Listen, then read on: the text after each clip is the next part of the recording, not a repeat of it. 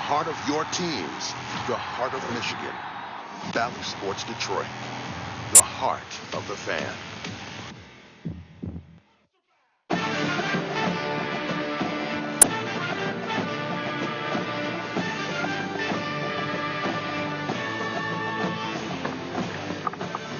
The Rouge River stretches 127 miles across southeast Michigan, where at its end, it serves as the natural boundary between Detroit and the proud city that bears its name.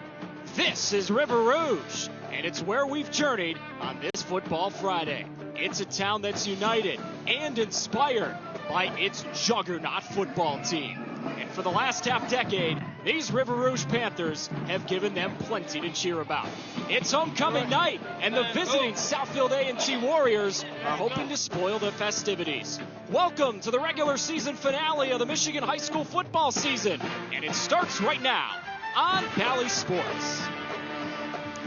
This is the home of one of the best football programs in the state of Michigan, Panther Stadium. Welcome to River Rouge, where the Panthers host the Southfield A&T Warriors on what all of a sudden is a chilly Friday night in Michigan. He's Devin Gardner, Evan Stockton back alongside our great Bally Sports crew. We'll touch in with Brooke Fletcher in just a second. Devin, it may be a little chilly, but this is why we love Football Fridays, man. Games like this and environments like this. Who doesn't love a Football Friday? And it's chilly for us, but this is football weather for the guys behind us. Can't wait. It's going to be absolutely awesome to watch these two talented teams duel tonight.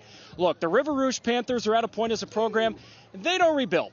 They reload. They have reloaded, Devin, and a huge reason why their quarterback, Christian Johnson, is one of the fighter quarterbacks in this state. He's very, very talented. Got his first year opportunity to start as a junior, so he's been chomping at the bit to get a chance to be successful on a football field in high school, and he's done a great job. He has this River Rouge Panthers offense looking a little different than they did with Marion Rabowski, who took them to 2 straight state championships. They're now throwing the ball all around the yard. It's going to be a lot of fun to watch Christian Johnson get the ball in the hands of his athletes tonight. Yeah, he can run a little bit, but this guy's going to sling it around the yard. We are really excited to watch Christian Johnson get to work in just a little bit. This is an awesome quarterback matchup tonight, Devin. I know you like that. Isaiah Marshall on the other side for Southfield A&T. This guy is really starting to make some news around the state. Not too shabby himself. And this matchup is going to be so cool because the records threw out of the window. These two quarterbacks and these two teams know each other very well, and they know each other a little bit better.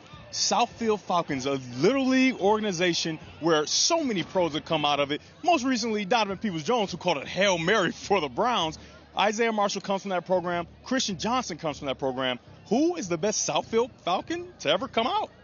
We'll find out. I guess we are going to find out tonight, and we're also going to get a great look at all the cool things that River Rouge does on Football Fridays. For more on that, let's toss it over to Brooke.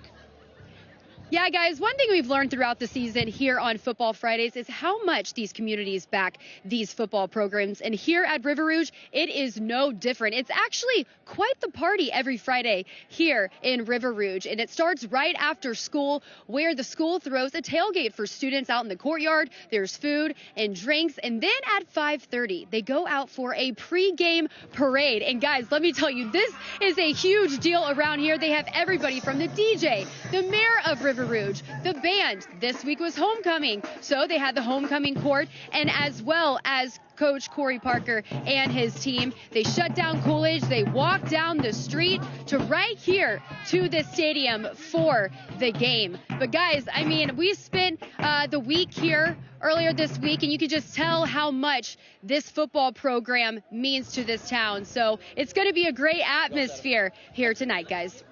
Brooke, we are excited for this one tonight. One of the best programs in the state of Michigan. The River Rouge Panthers take center stage against a formidable foe. Southfield A&T, the test for Rouge tonight. It's coming up next on Bally Sports.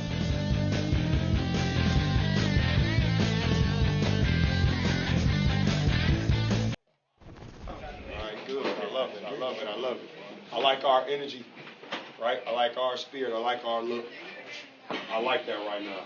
Okay, everybody, eyes is focused on the same thing, right? Finishing this year out the right way at home. Okay, put your helmets on.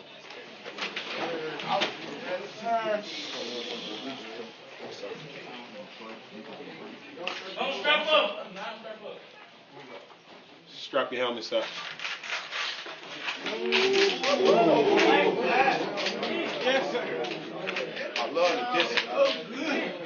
discipline behind that. Everybody waited together. You know what I mean? You waited patiently together just for that one time to click, click, pull, pull, click, click at the same time. Well, that's how this football game got to go. But in your heart, I know what you're feeling. It's down in the pit of your stomach damn near. Right? It's a feeling of no return. The feeling of survival. Well, that's where we at right now. And the old African parable says some type of animal goes out every single day and they got to make a plan to survive. Either they got to go eat or they going to get ate. A or B. You got to make that choice. I can't make it for you. But I can prepare you for it, though. I told you that art, that feeling of preparation. How to survive. How to go eat. That feeling was like nothing else this week. Going ones on ones. Ooh. That was some salty practice, wasn't it? It was salty. That was some nasty stuff. Y'all got after each other. But you did it with that art of survival. Because you knew this is it. This is it. We got to treat this like this our last Friday with each other. I can't promise you nothing else after this Friday. Everything from here is eat or get ate. Say it with me. Eat or get ate. Eat or get ate. Eat or get ate. Eat or get ate. Eat or get ate.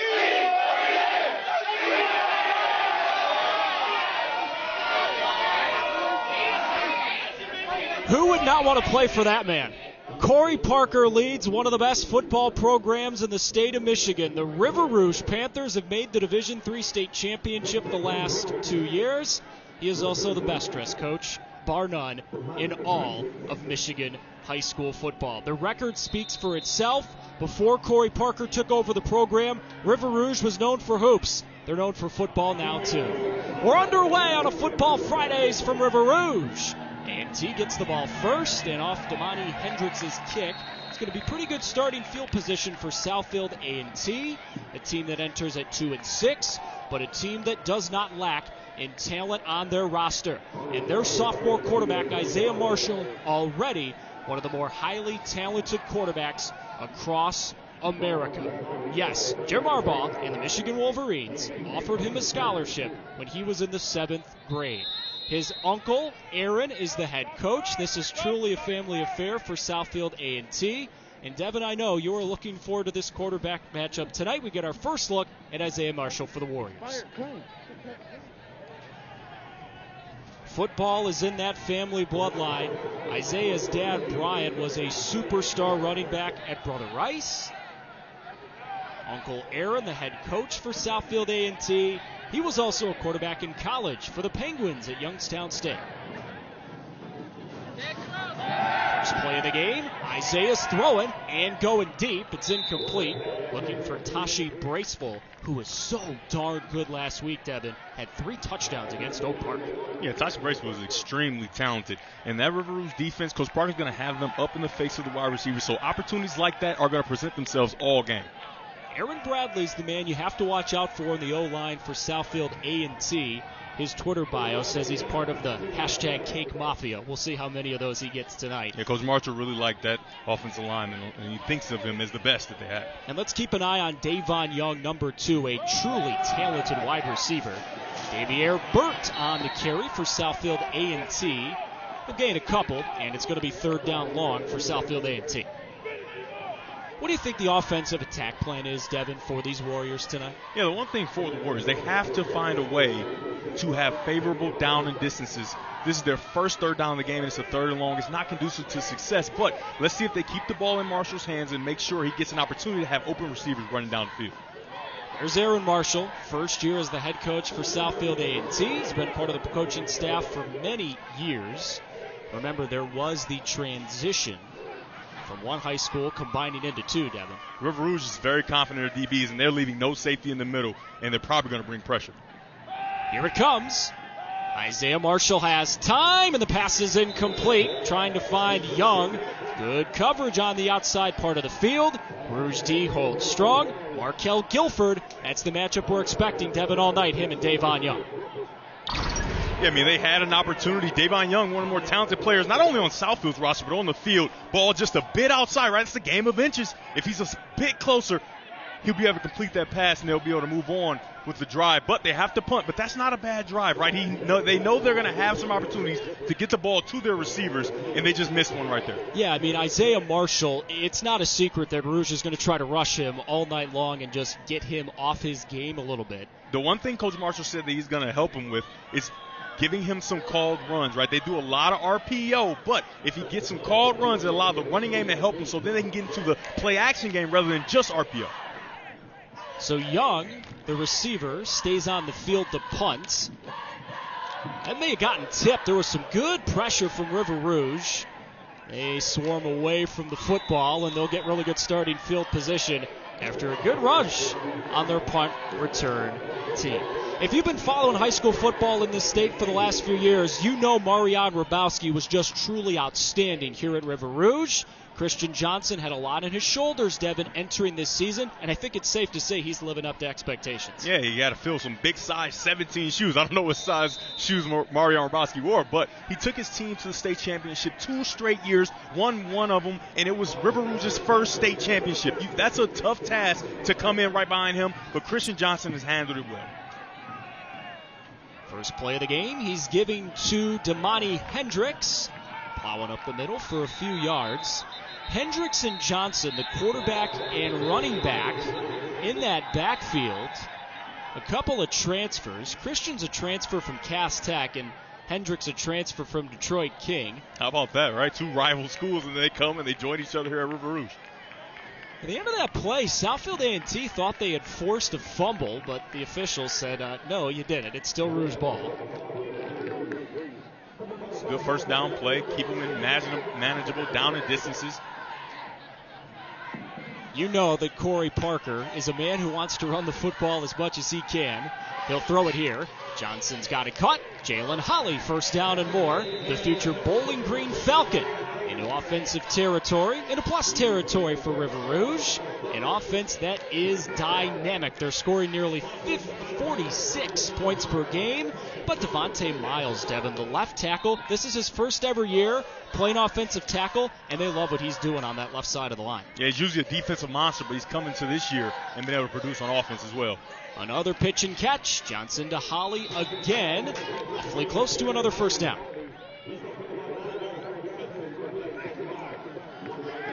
Jalen Holly was outstanding in the state championship game against DeWitt last year. 6 feet, 160. He's a jitterbug out there. On the film, Southfield A&T plays a lot of cover too, but you can see that they're leaving a lot of cushion, and River Rouge taking it. Johnson keeps. Christian's got the first down and more. Into the red zone he goes. And Rouge is marching on their opening drive of the night. We talked a lot about the new look River Rouge offense and the way that they're throwing the ball, but they still have this in the package with a quarterback power. Right guard pulling, getting in there, and Christian Johnson can have this in his game as well. He's run the ball well all year, the second lead rusher on the football team. Let's see if they don't go back to that some more and the old look River Rouge. Before the next play can start, we got a whistle and a timeout for Southfield A&T. The Warriors already feeling the pressure and the heat, Devin. You knew these River Rouge Panthers, after that incredible pregame speech we heard from Corey Parker, were going to come out flying, and that is exactly what we have gotten from these Panthers so far tonight. Here's the profile of River Rouge High, where we're so fortunate to be at tonight. Made the playoffs every single year since 2010. Won their first ever football state championship in 2019. The hoop state championships, Devin, speak for themselves. They've got 14 of those bad boys. But the football program right now across the state takes a backseat to nobody. Yeah, absolutely. That basketball team is very talented, but Coach Parker came into River Rouge as a young man, right? 26 years old, trying to find a way to make this football program as successful as the basketball program. Hadn't quite caught him yet, but they're doing a good job. They got to win 13 more to catch him, so it's going to take a while. Absolutely. This is a shifty little run. Evading Jake Quadrals, creates a little space for himself. A good patient run, and Rouge stays ahead of the chains. Inside zone from the running back. Another talented runner for River Rouge, dragging defenders down the field. Southfield has struggled with tackling the last couple weeks. Let's see if they can't shore that up. Johnson, power run right, busting tackles and leaning his way into the end zone. Touchdown, River Rouge.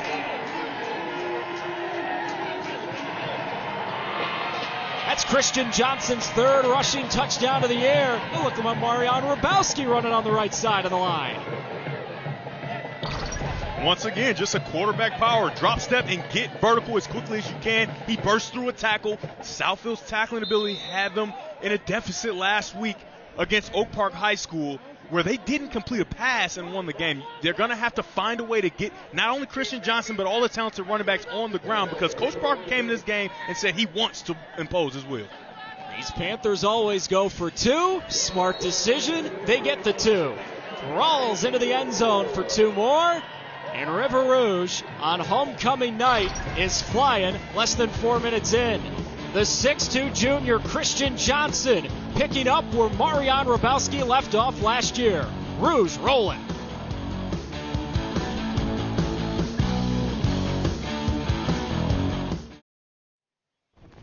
Me and Isaiah have been friends probably since 6 years old. So we have a very good relationship. But, you know, Friday is business, so. Yeah, that was Christian Johnson talking about his relationship with Isaiah Marshall. Now, these two actually go way back. They've been friends for years. They played youth football. They played basketball. They've even participated in football camps together. Now, with friendships, sometimes comes a little friendly competition, right? Well, I asked him if there were any wagers going on this week, some smack talking hits. He said, nah, nothing but love. But I'm telling you, with Christian getting that touchdown, you guys, you know Isaiah is hungry to get one himself this game. Well, Brooke, of course he is, because there is a texting and tweeting and Instagram posts on the line as soon as this game ends. We're about to get our second drive of the ball game, Devin Gardner, for the Southfield A&T Warriors. Isaiah Marshall and his boys, the first drive unsuccessful. What potential adjustments are they making on this drive? Yeah, well, they're going to have opportunities down the field because Corey Parker and that staff has made it clear they're going to be up in the face, they're not going to play with the safety, and they're going to be downhill from the start of the game. The thing for Aaron Marshall is this is personal for him, right? He's seen Christian Johnson. They've seen each other. They play for the Southfield Falcons like we talked about in the open, and like he should, he thinks of himself as the best quarterback on this field, and he has another opportunity here with this drive to prove it. Isaiah Marshall, if you Google it, if you look it up, is getting a lot of offers from a lot of different places. A sophomore quarterback that many are very high on.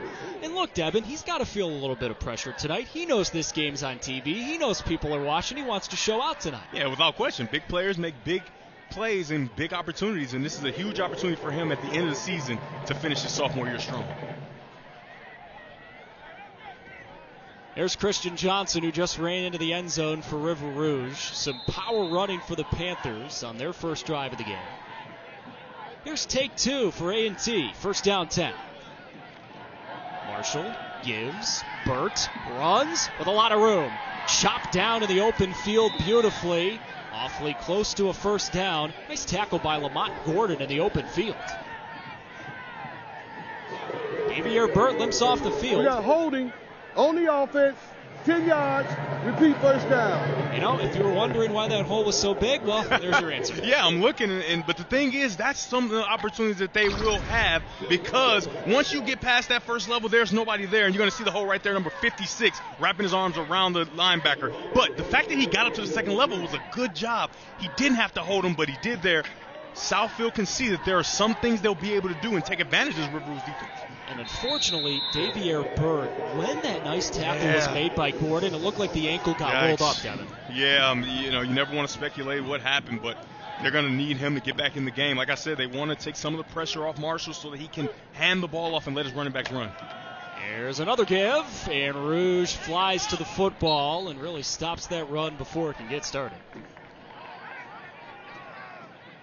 So Burt out, and they have to turn to another man in the rotation. That's Jabin Jones, number 12. The thing to know about this Southfield A&T football team is they are young.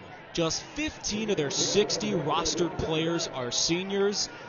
They've been in so many games this year. This is a super talented team, a really talented program. I think this is a great showcase game for the entire state to watch tonight. You're going to be seeing these guys doing some special things the next 2 years under Isaiah Marshall. No safeties in the middle of the field. You have to attack the middle of the field here with your wide receivers. Kevin wants a shot. Marshall's going to take it. Far side of the field. A wobbling duck is incomplete. Threw it into double coverage, and Young couldn't make the catch. Looked like Marshall threw that off his back foot, Devin. Yeah, River Rouge is playing almost disrespectful on defense right there, leaving nobody in the middle of the field. And you could see Tashi Bracefield getting through the middle open, and he throws into double coverage. Those aren't plays that he's going to continue to get away with. He cannot put the ball in danger, especially backed up in the black zone. The goal here is to try to get 2 first downs. They're behind the chains quite a bit. They're going to have to go to the air here. It's 3rd down and forever. There's room again in the middle of the field. Marshall's got time. He rolls away, pumps a couple of times, and throws it away. As much as you want to get the first down, that's a good job by the sophomore quarterback. Find a way to get outside and throwing it away with the receiver in the area. A rule that people don't know at the next level in college or in NFL, you can throw the ball away as soon as you get out of the tackle box, no matter if your player's over there or not. But in high school football, there has to be a guy in the area. He does a good job throwing it clear over his teammate's head so that nobody can touch it. And then there's just kind of punt it away. They have to play good on special teams here to make sure that they get the best field position out of this punt that they possibly can. Devin, you can already tell that Isaiah Marshall in 2 drives, they just can't figure out this pressure from Rouge. It's coming all over the place. Yeah, I mean, when you don't play with safeties, you can get to the quarterback because you have more people than the offense has. And on the sideline, Southfield's going to have to figure that out. They're late bringing on a man onto their punt team, so we wait. Aaron Marshall making sure everybody's on the same page as Davon Young is about to punt it away. Early in the season, Marshall was the punter because Davon Young was... Offense, 5 yards, repeat 3rd down. I was saying he was the punter, which is a cool thing to have, right? You have your quarterback and punter. Fakes could be done, but Davon Young is back from injury. He's been banged up all year, and he's fighting through for his team. And that punt off the side of his foot. River Rouge is going to start in the red zone.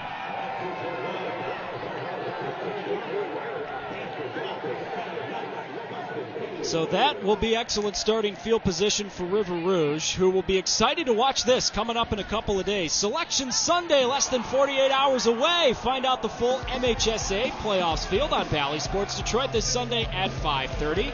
Join Mickey York, Brooke Fletcher, Devin Gardner, Rob Rubik as we reveal the playoff pairings from the 8-man division all the way up through D1. All right here on your home for high school sports, Bally Sports. Change of momentum. I wouldn't be surprised if they take a shot. There it goes. Johnson, corner of the end zone, incomplete, trying to find Nick Marsh. And then Christian Johnson has to get the ball in the area, right? I mean, that receiver they just threw the ball to, they call him Megatron, and they call him that for a reason. He is about as talented as this state has at the wide receiver position, and he has no chance to even touch that ball. I mean, look, he's got a matchup on Daryl Jones, who's 5'9". Nick Marsh is 6'3", probably a little bit bigger than that. I'm just telling you, I'll do it again. He is still matched up with Jones. Yeah. No safety over the top. Christian Johnson just has to be drooling right now. Roll to the right. Find an open guy.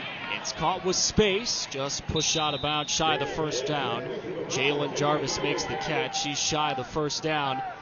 This is why Nick Marsh, as Devin said, they call him Megatron. Okay, we saw those catches down the road at Ford Field over the year. We know the Hall of Famer. But what about Devin, this you and guy? I saw this last year in the state finals, man. Yeah. This was incredible from Nick Marsh. I mean, this young freshman made plays all over the field and kept River Rouge in a game that they maybe shouldn't have been in the way they started off. They found him late in the second half, and he was exceptional.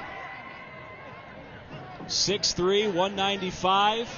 Remember that name, Nick Marsh. The man is a future superstar at the next level. 4'5", 40. Yes, he plays hoops in the football offseason. Southfield's dedicated 7 guys in the box, and when you run with the quarterback, it adds a guy, Christian Johnson, in the end zone again. You may as well put them all in the box. Christian Johnson can run right through you, and he's got a big old O-line to follow behind. I mean, we came to watch Christian Johnson, and we see Marion Rabowski running through the Southfield A&T defense. Very good job. Just another quarterback power, and Christian Johnson just has to find his way through. He even gets hit before he gets to the end zone, but this young man clearly is in the weight room, gets in the end zone. 6'2", 210, could probably add about 10 or 15 pounds if he wanted to, Devin. Yeah, he's a man for sure. You know, I wonder if Marion Rabowski is watching this game in his dorm room in Kalamazoo and smiling. As Rouge adds the 2 points, that's Rawls again for 2. Christian Johnson is making all Rouge football alums smile with the early start for the Panthers. It's homecoming, and everyone who's come on home is having a lot of fun. River Rouge up big early.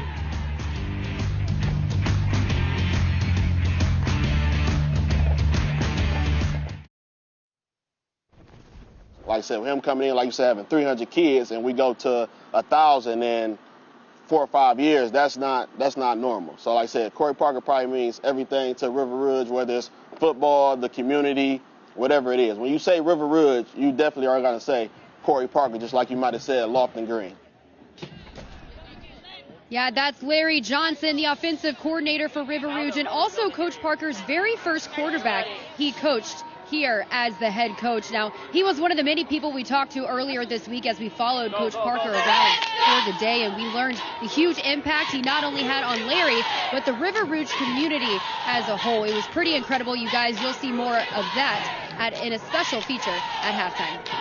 Brooke, we're really looking forward to watching that. And look, Devin, you and I are fortunate as we cover these games across the state of Michigan. We meet a lot of outstanding individuals, a lot of outstanding leaders of men and women.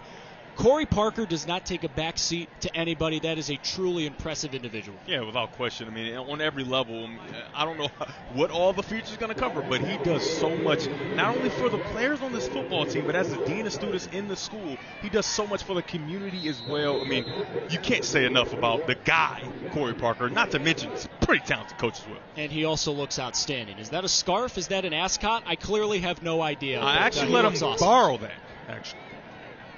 Is that the truth? No. Avon Young cannot get away from some excellent coverage on special teams. River Rouge is so outstanding at all facets of the game. Jaywan Jarrett, a nice tackle on kickoff. Unfortunately, before Southfield A&T can take the field again, we got a Panther down.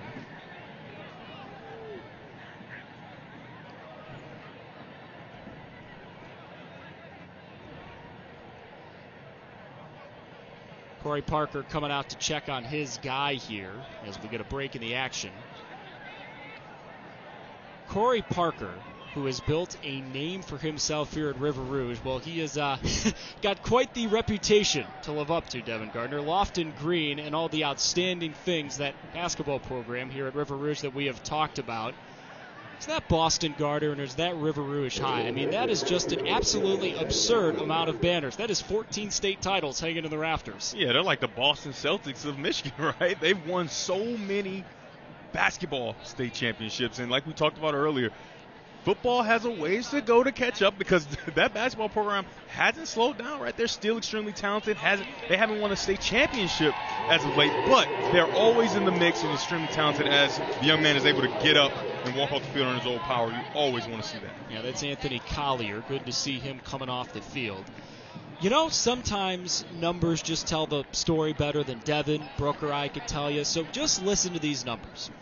In the 13 years under Corey Parker, River Rouge is 111-33. In the 13 seasons before that, they were 53-69. In the 5 seasons right before Corey Parker came, they were 9-36.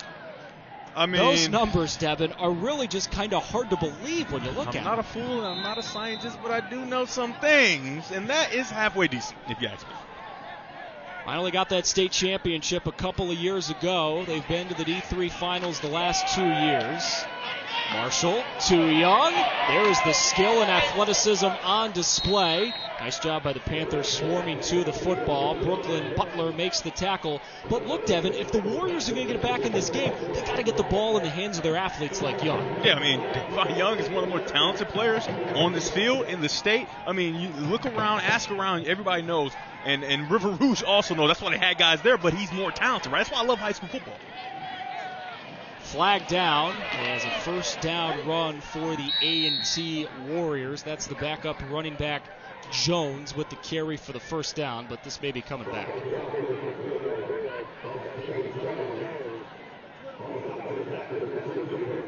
There's our crew. You were talking to Mike Wynn before the ball game tonight. Yeah, Mike Wynn actually reffed me when I was a kid in Little League and in high school. It's a wonder, how is he still doing it? Mike Wynn, the man. How do you remember who was officiating your games when you were a kid? And you got a sideline warning. Okay, we got a sideline warning here. Illegal participation on the defense, 12 men on the field. What? Well, there you go. Corey Parker's guys penalized. So, yeah. Devin, is the reason that you remember an official from when you were a kid because you talked to the officials a lot? I mean, the white hat, I learned that at 10 years old. The white hat is the official of the game who protects you, right? His only job is to look at you. That's why you always get confused when they miss the roughing the passers. I mean, their only job is to protect me. And so I always got the chance to know them. Hey, man, how you doing? I'm Devin. Make sure you protect me, so.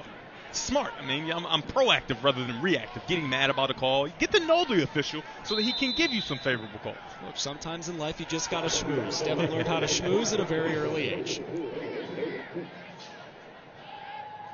First time that the Warriors have inched toward midfield. Isaiah Marshall trying to get this offense in gear. Sends Young in motion toward the far side. Escaping the pocket. Throws, and it's picked. A flag down as the Panthers bring it the other way with Joseph King. He's tackled near the 20. We will check the flag.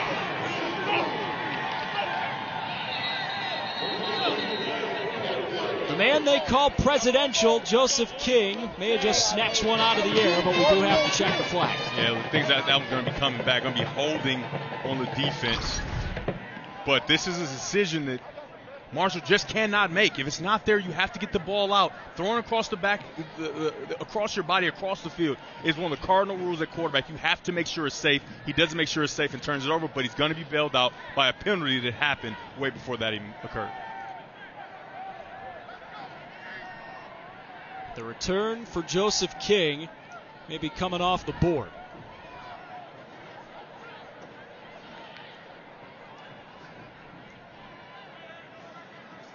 Holding on the offense, that'll be declined. First down this way. Keep the interception for Joseph King, and Rouge has the football right back. Wow. That is an unfortunate turn of events. He does get burned by the bad decision, right? Those are the type of plays that as a young quarterback you think you can make, you want to make. You play Little League football and you're so much better, but these young men on the River Rouge defense are well coached, and it looks like he tried to bait him into it. He did, caught the interception, and now River Rouge is rolling again, and I would not be surprised if they don't give the big wide receiver on the outside, Nick Marsh, number 11 in gray, another opportunity. And a lot of running tonight for Rouge. Christian Johnson has pounded his way into the end zone a couple of times. And Joseph King, we see you.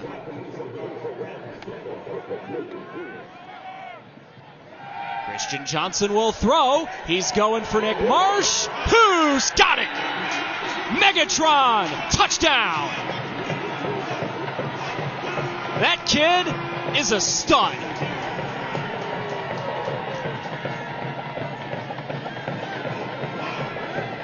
You talk about throwing one up, Devin. Have your guy go get it. Nick Marsh can go get it. I mean, if Southfield is going to continue to lead, probably the best, especially jump ball receiver, but receiver in general, one-on-one, this is what's going to happen all day. He runs that ball down. A lot of people in the stands are probably looking like, oh, my God, it might be too far, and absolutely not. He runs it down, scores a touchdown, his third on the year. This is surprising. River Rouge is going to try the extra point. And they prove that they can do it. Up and good for Matthew Bennett. Nick Marsh, his 5th touchdown of the year. My mistake. Just an absolutely I shortchanged him. His 5th touchdown of the year. He's just an absolutely outstanding athlete. Told you earlier, runs a 4.5 40. Plays hoops, runs track and field when it's not football season.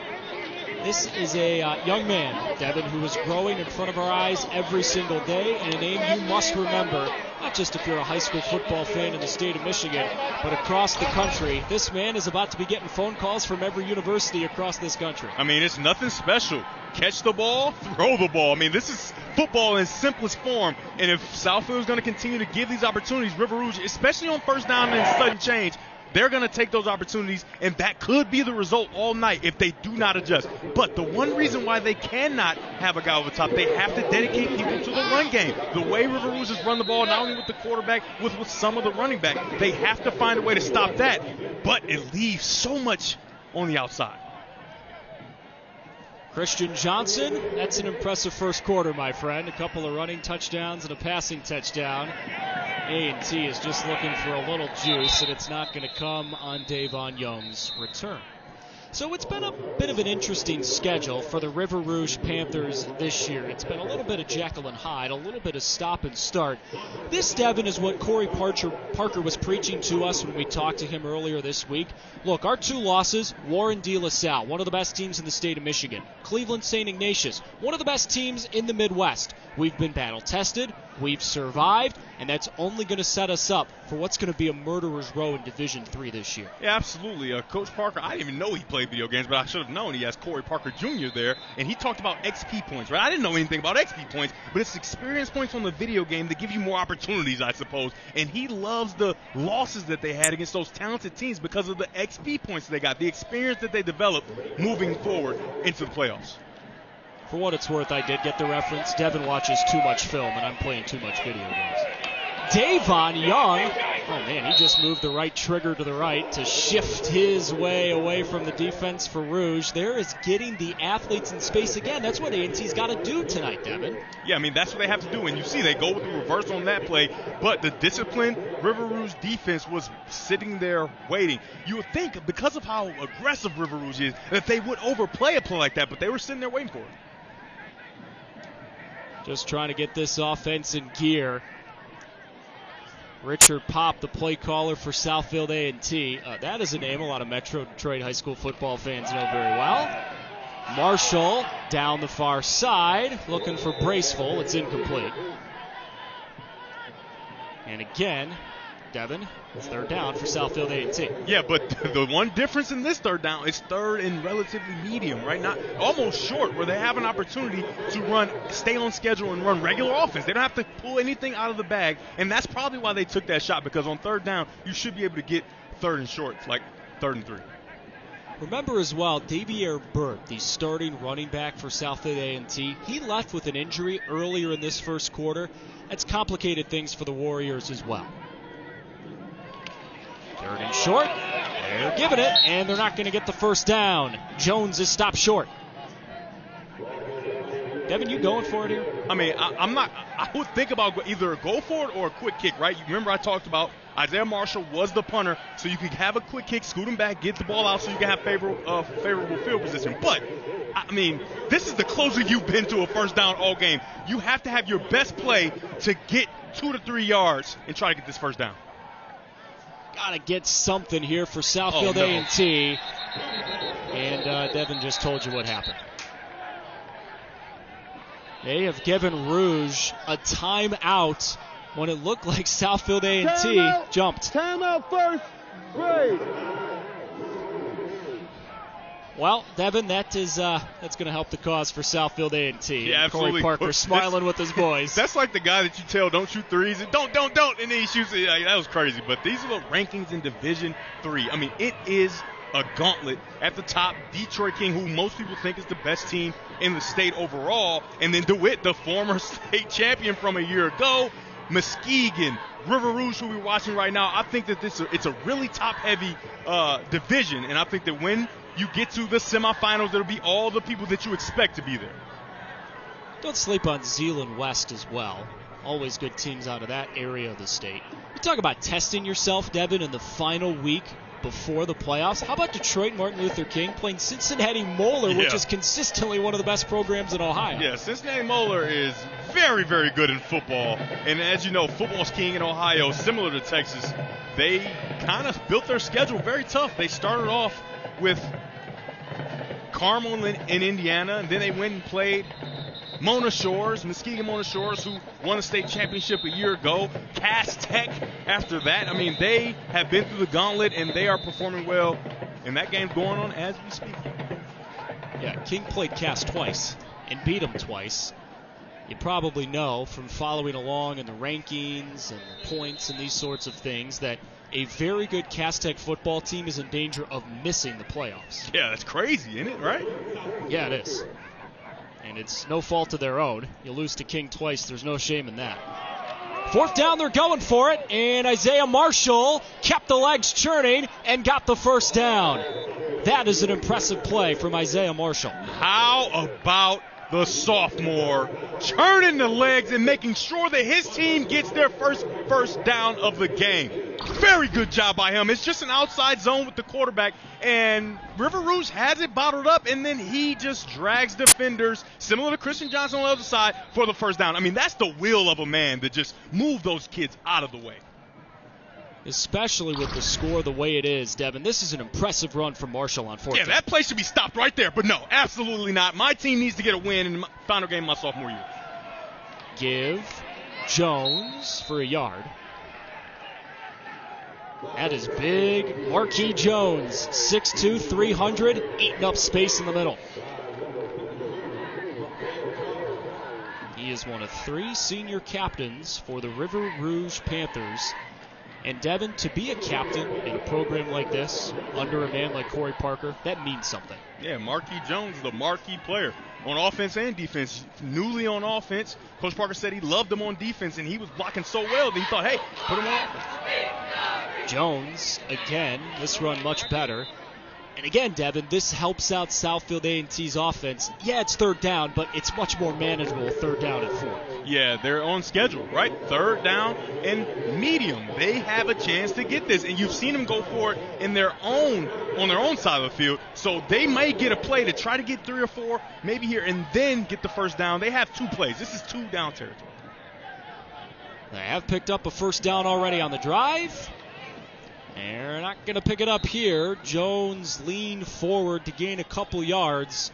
They get fourth down short.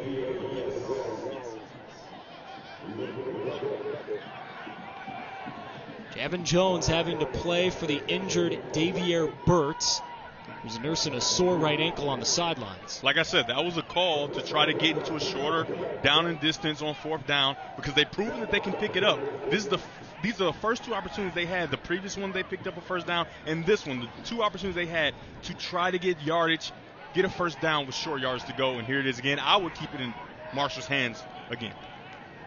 They'll give it to Jones.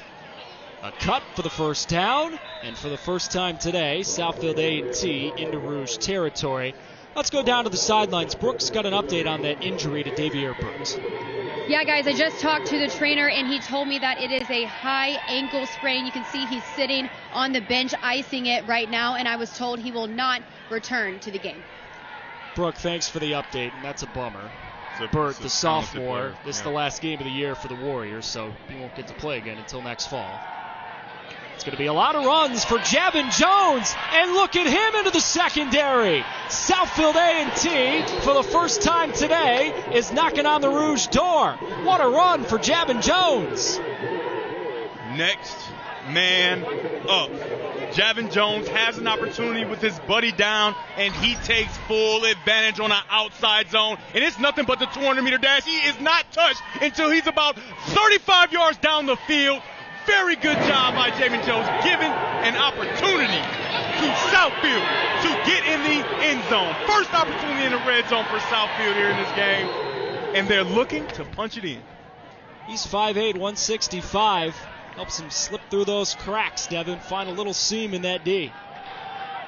Another give, and this one going to be tackled inside the 10. A strong tackle in the open field by the senior, Matthew Bennett. We are through 12 minutes of football at Panther Stadium in River Rouge. The hometown Panthers on homecoming are rolling early, but Southfield A&T has started to punch back a little bit. Christian Johnson and that Panthers offense. When you got Nick Marsh, you can roll like that. All Rouge after one.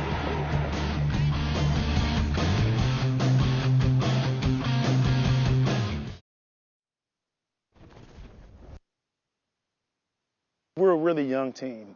We have 15 seniors on our entire team, so we're going to bring a lot back next year. Our goal right now is to do everything in our power for these seniors for this last regular season game. So, we learned a lot. Our seniors, juniors, and our sophomores, which we started about 7 sophomores, also learned a lot, right? So I think they're maturing every week and getting better. So we'll see on Friday, once they put it all out there. Yeah, that was Coach Marshall talking about his team. And listen, he knows that they are young and that they need a little bit more experience. But he went on to talk about this 2024 class, you guys, and how loaded they are with talent. Guys like Tashi Braceful, Reginald Gardner, and the quarterback, Isaiah Marshall, who also happens to be his nephew, you guys. And he just said, listen, these guys on this 2024 class, they are going to be the future of this program and really create that winning culture that Coach Marshall wants to have here at Southfield A&T. Yeah, Brooke, we've talked about that throughout this game. This is a young and developing A&T team, and there is one of the young faces, Tashi Braceful. You've got to be kidding me. This may be the catch of the year. There's a flag down in the end zone, but I think that's for pass interference. Braceful caught it anyway.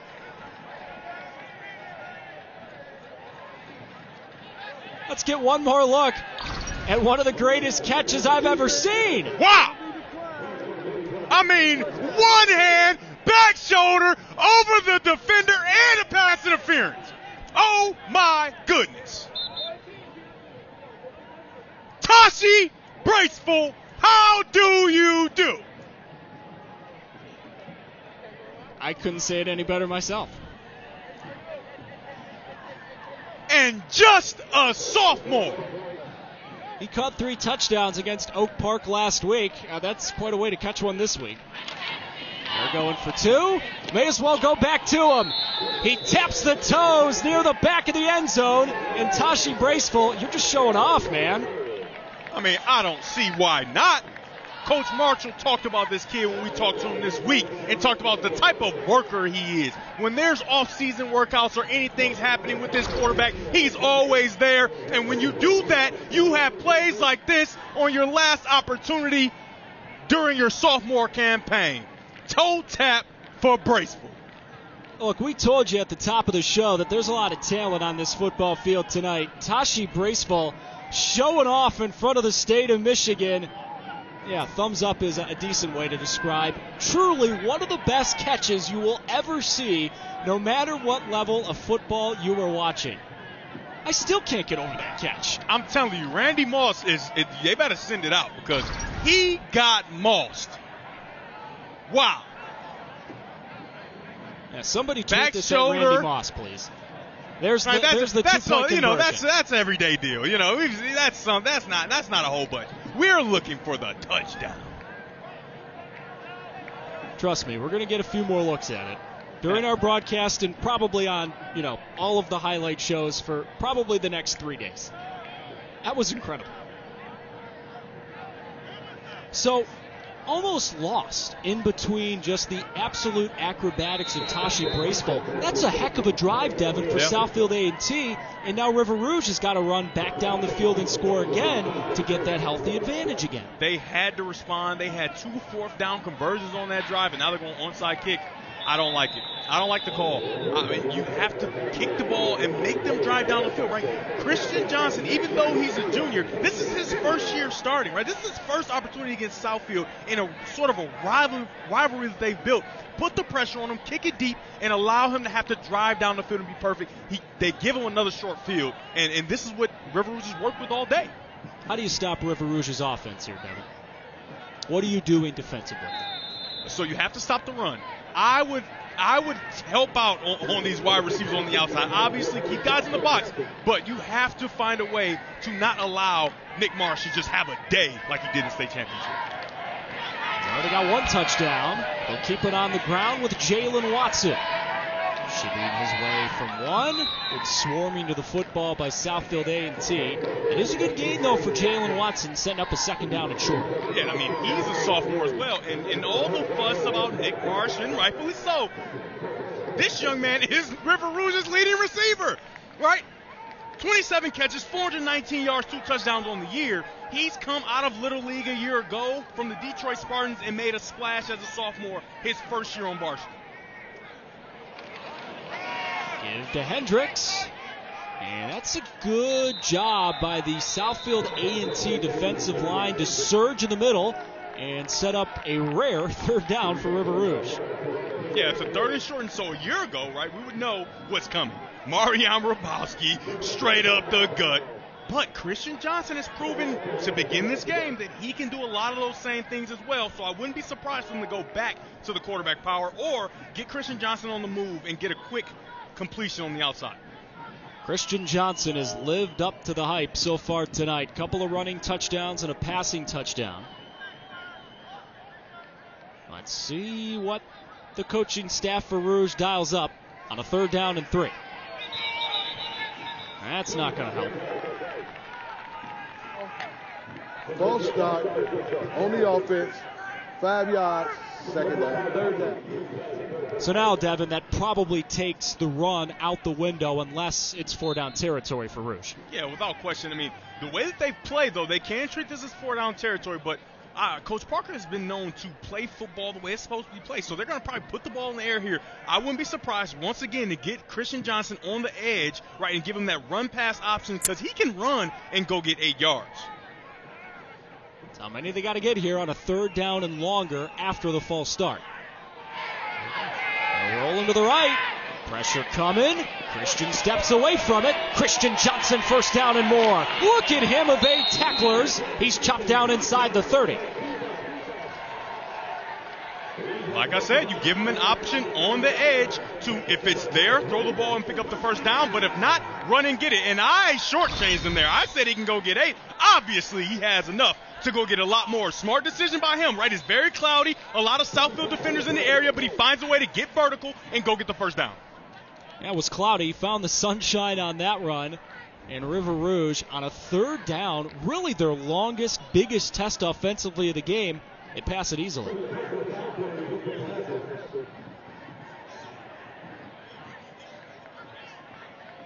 Christian Johnson, first year as the starting quarterback. Couldn't play last year because he transferred from Cass Tech. Had to replace the former superstar quarterback here for River Rouge, Marian Rabowski. They have actually moved River Rouge all the way back to the 42-yard line. They still have them at the 1st down, but maybe there was a holding, Devin, that we missed because originally Christian Johnson had the ball inside the 30. We have confirmed it was a post-snap penalty, moved it back 15 yards. That's why River Rouge now has the ball at the 42 instead of inside the 30. Johnson down the near side of the field, and he missed Jalen Holly.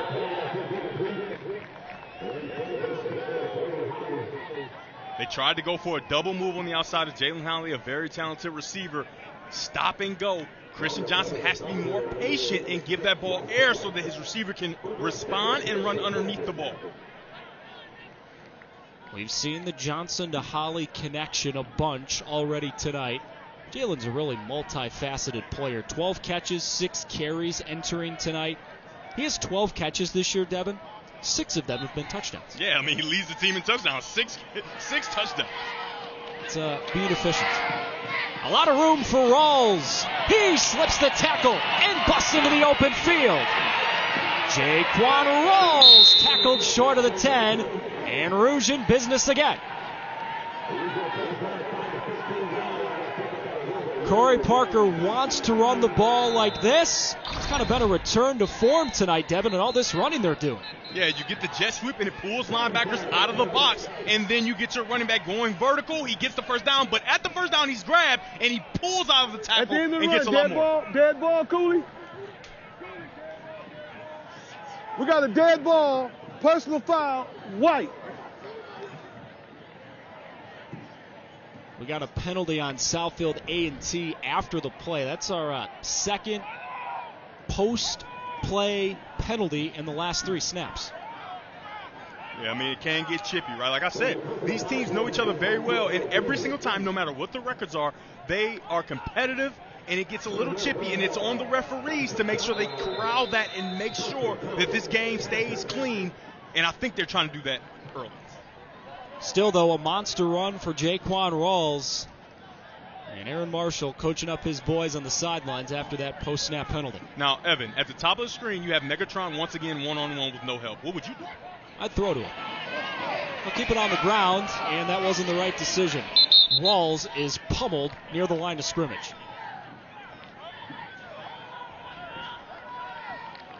I mean, look, they have attacked Nick Marsh in single coverage earlier tonight. It was a touchdown. You'd think they're going back that way soon. So the adjustment for Southfield, they put their best football player on him, Davon Young, right? And so, I mean, it's still a big giant guy and a not as big guy. And you're going to see if will River Rouge give that a shot with the best player on Southfield's roster covering Nick Marsh.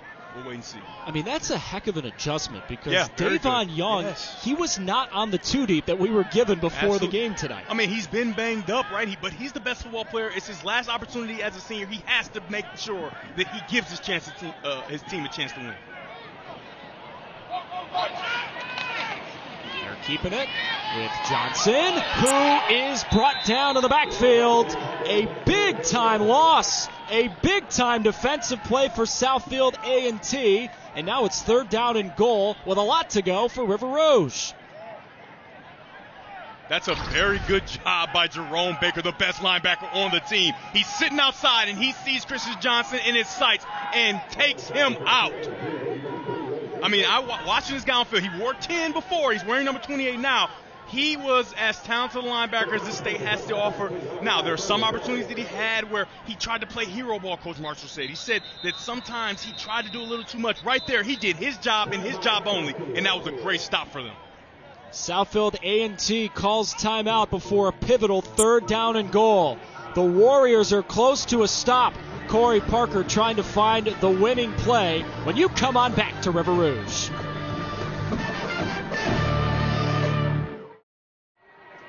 All right, before we get to a pivotal 3rd down and goal for River Rouge, Devin, let's look at some scores around the state of Michigan tonight. Martin Luther King is going out of state to take on Cincinnati Moeller. They're up early on him. Yeah, they're up on Cincinnati Moeller, and just like River Rouge, it's their homecoming as well, right? How about these two programs scheduling real teams as their homecoming game? Usually, you schedule a cupcake that you're going to beat, but both these teams had the courage, River Rouge and King, to schedule real teams.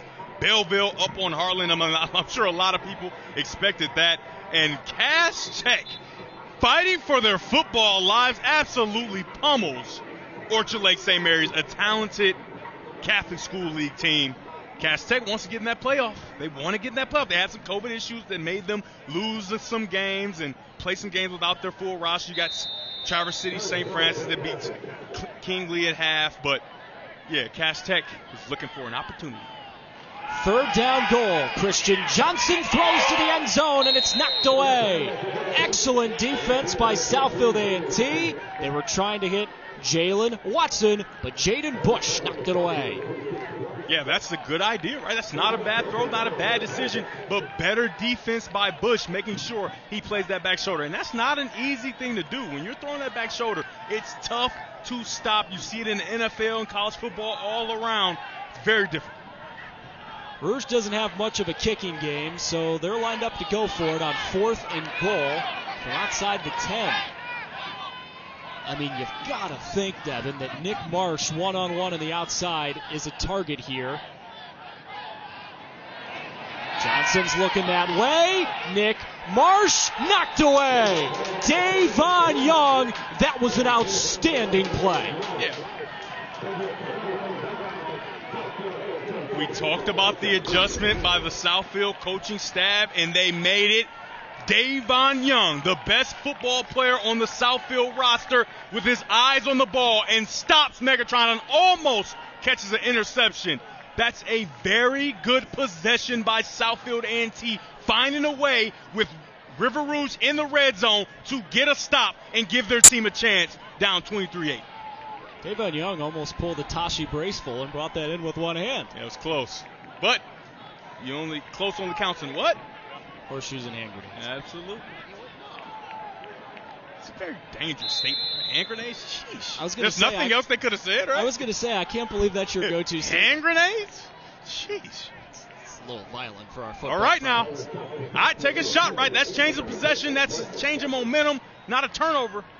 Well, keep it on the ground. Marshall gives, and Southfield A&T, the bodies pinballing all over the place. They surge ahead for a few yards. Right now, they're just trying to stay ahead of the chains, Devin. This is a young, developing program. Remember, Southfield A&T is a high school. They combined Southfield and Southfield Lathrop within the last half-decade. Yes, there are some losses on this schedule this year for Southfield A&T, but as you can see on the screen, they are losing to truly the best teams in the state of Michigan. Yeah, I mean, all those teams are extremely talented. West Bloomfield, Clarkston, Detroit Cass, I mean, Division I programs that put out talent at the Division I level, at the D2 level, playing state championships. I mean, they had a gauntlet to go through this season. That OAA-Red conference is legit. Marshall down the field, incomplete. Trying to find Alik McCain. Good defense in the back by Jaywan Jarrett and Brooklyn Butler. You can see as the game goes on, Marshall's getting more comfortable. That's a nice throw that has to be caught. It has to be caught. Alik McCain, I mean, you don't know how many opportunities that he's had during the year, but in this game, you have to make a play for your sophomore quarterback. You can't throw that ball any better. And from Isaiah Marshall's perspective, Devin, it's good to see him get into a groove throwing the ball because he struggled early in this game. Without question, right? You got a turnover that sets up and gives River Rouge points, and for him as a sophomore to come back and create opportunities for his offense, that's not bad at all. And see what they dial up on a 3rd and long. It may about to be turning into a 3rd down and longer. 3rd down and shorter. Yeah, dead ball. Offsides. Offside. Defense. 5 yards. Still 3rd down. I mean, that is River Rouge helping out a Southfield A&T offense that doesn't need any help right now. Yeah, absolutely. Coach Parker's not going to be happy about pre-snap penalties. He prides himself on having a nice disciplined team, and that is not discipline, having penalties that are unforced. Now, Southfield has an opportunity to make sure that they convert, because here in this area of the field, you can't think about going for it as much. But this is a nice 3rd and 2 that they can get, and I wouldn't be surprised if they don't give their quarterback a chance to run and get it. They have run Isaiah Marshall on 3rd downs and short tonight. Off here to the left, there are not a lot of Rouge defenders, and the box is extremely light. A throw. Marshall, pump fake, fires a seam down the middle, and it's caught by Braceful. That was a strike.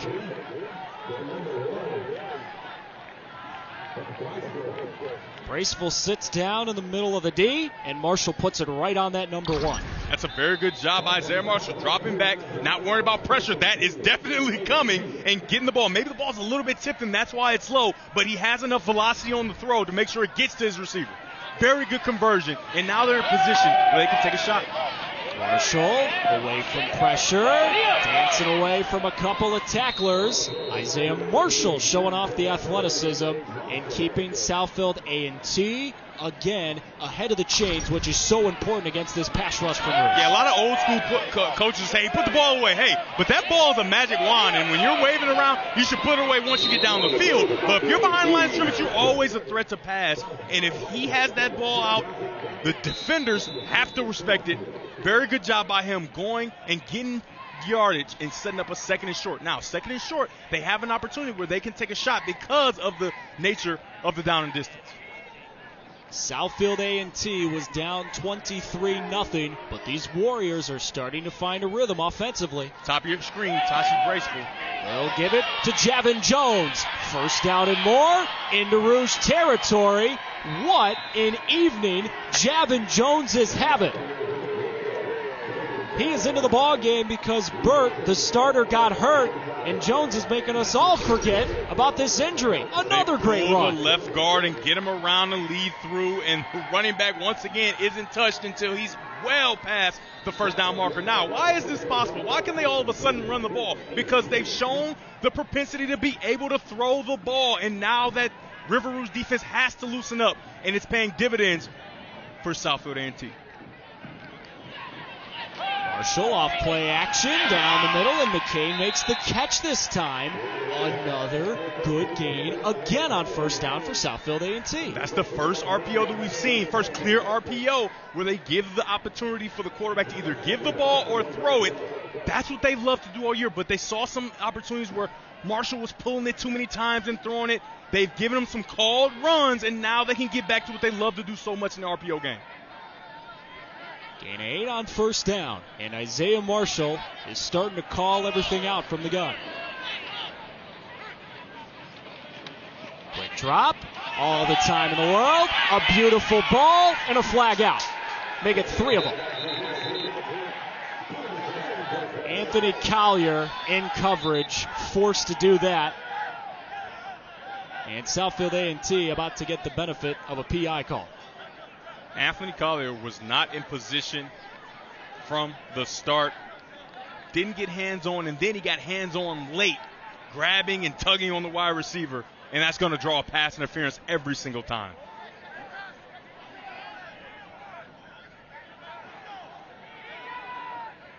You can call pass interference, you can call holding, call either of them. Here.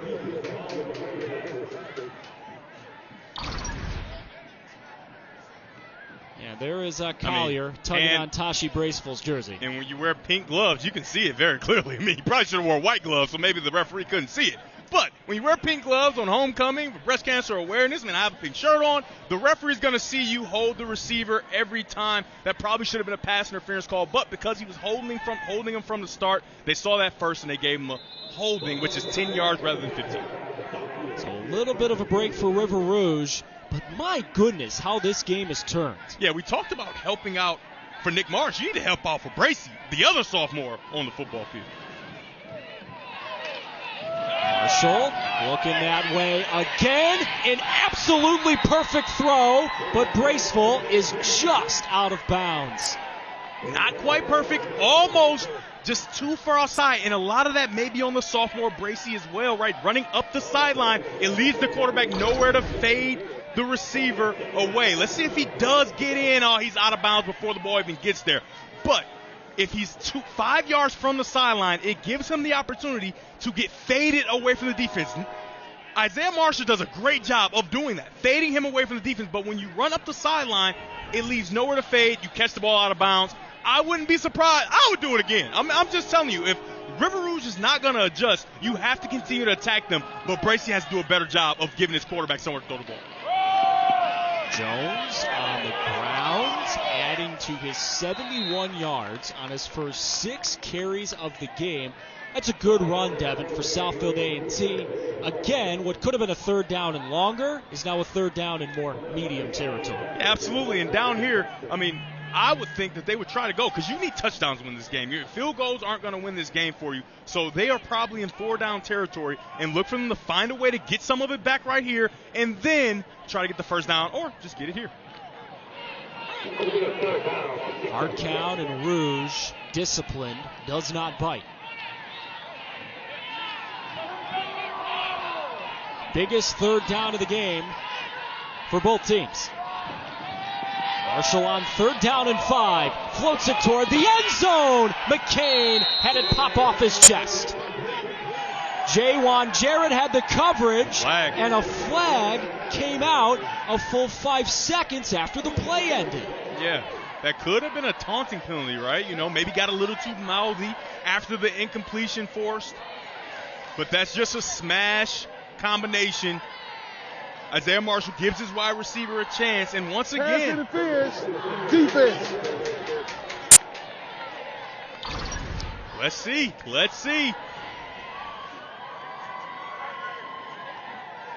Oh no, I don't agree with that one. One bit. Let's get another look. It's a nice throw, nice defense. You see that left arm, Devin, That's for tough. Jarrett comes around at the end? That's tough. I think that's what the officials saw. He saw it about 5 minutes too late there. Well, Southfield A&T I go back to it. I don't see why not. just got a gift. Marshall on the slant pattern. Braceful makes the catch, and the Warriors inches away from getting a whole heck of a lot closer. You talk about flipping the script in a football game. These Southfield A&T Warriors were down 23-0. They are maybe 2 yards away from getting really close. I mean, if I were them, I would have gone more tempo, right? You get that completion, go more tempo and get in the end zone. But you give these big guys a chance. That's a read option for Isaiah Marshall, and he's untouched into the end zone.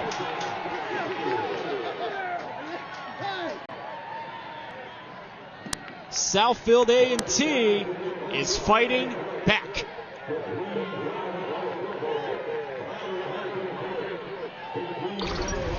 We've seen Jones get the ball and go down the field a lot this evening, and you get Isaiah Marshall pulling the ball out and getting in the end zone. What a savvy play by the sophomore signal caller that has really come alive here in the second quarter and given his team a real shot. So Southfield A&T will attempt the extra point here to keep it a one-possession game, potentially.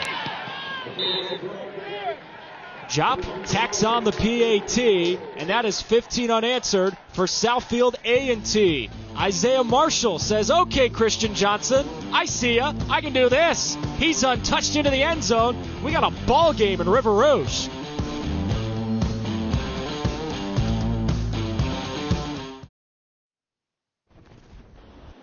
He gave it his all plus some. And my all is, I don't have nothing else. I don't leave nothing out there ever. I give it my all every single day. Because at the end of the day, I'm just a football player, right? And that's the only way I knew how to play the game, was to leave it all on the field. That's all I know. So every day, that's what I do.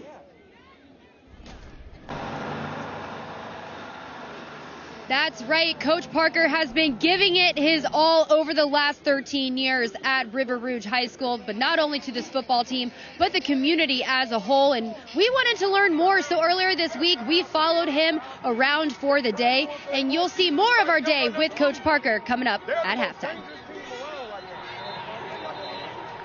Excited to see what exactly goes into Corey Parker's day. Heard a rumor that it ends every day at 3 a.m. with a little Netflix. We'll get to that at some point, Devin. But look, the story of this football game right now, Southfield A&T and Isaiah Marshall have walked into River Rouge. They fell behind 23-0. Well, they have promptly scored 15 unanswered, and this talented bunch of Warriors have created a football game again. I mean, this has been what Southfield has been all year. They've been in every matchup, including the Cass Tech game. They have been right at the brink of success, but they just haven't been able to finish. They're in this game right now. Can they continue to finish is the question. Gotta get Jalen Holly down. And he finally is, just across the 30.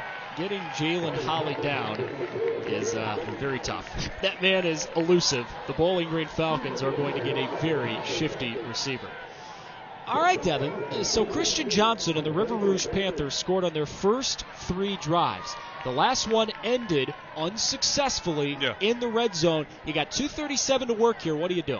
I mean, they're going to force Christian Johnson to be perfect, right? Drive down the field and get in the end zone because he wasn't able to do it a drive ago, and you now have an inspired bunch of defenders for Southfield A&T. Christian Johnson lowers his shoulder, runs into Mauricio Clayton. It's a good tackle in the open field. Gain of a few. In case you're just joining us, River Rouge opened this game by scoring 23 unanswered. Christian Johnson ran for a couple of touchdowns, passed for one more to Nick Marsh, but Southfield A&T has scored the last 15. Holly, catch, and that's going nowhere. That is a camera crew. Southfield A&T flies to the football and sets up third down and long. Southfield A&T, like I said, they are playing inspired here at the end of the second quarter. They try to get an easy throw for Christian Johnson to get the play started, and they cannot. The way you stop screens like that from a wide receiver position, you have to stop it at its start, and they do a good job of that with team defense. Everybody to the ball, all the white helmets. That play started with number 6, Maxwell Wagstaff. He's a sprinter on the track team who runs the 100. Devin, in this timeout that Southfield A&T just called, thinking, hey, if we get a stop here, we can get the ball back with some time. If you're Corey Parker, what are you feeling on the sidelines right now and how this game has kind of flipped on a dime? I mean, he's been in so many big games, including big games against Southfield, right? They know each other. He knew coming into this game he wasn't just going to blow this team off the field. He knows how talented they are, and he knew that at some point it would be a dogfight and that they will have answers for what they're doing. Now, the greatness of Corey Parker has to show itself because they have to find answers, because right now Southfield has all the momentum on their sideline. Third down for Rouge. Johnson has it. Did Marsh make this catch? He did. They ruled that he kept that ball juggling inbounds on the near sideline, and somehow Rouge moves the sticks. Yeah, he made that way more adventurous than it needed to be. It's an easy catch for him, and he doesn't catch it initially. He finally secures it with a foot in bounds. Very good job by him, but you want to catch that ball one time and get up the field. First down, River Rouge. That is some athleticism from Nick Marsh. Johnson down the middle, incomplete. He missed Watson. My goodness, was Jalen Watson open behind that defense. Southfield's gotten back into their middle field open defense, and they sent their leading receiver down the middle, and Christian Johnson just misses him. Southfield A&T's coaching staff can take a breath before second down and 10.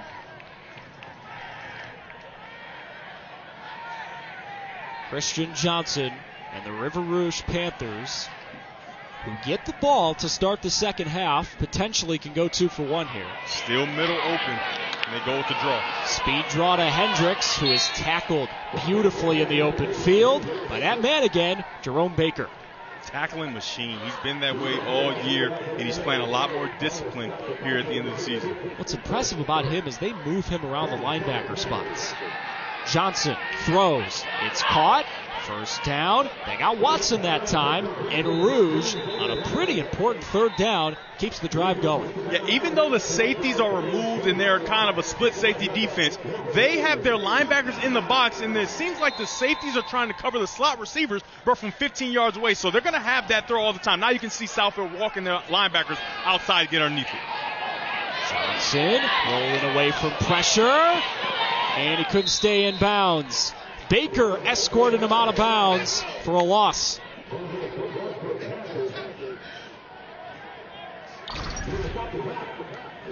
Great quarterbacks always have the ability to have that third play. Christian Johnson trying to make a play, trying to find a way to get to his receiver, nowhere to throw it.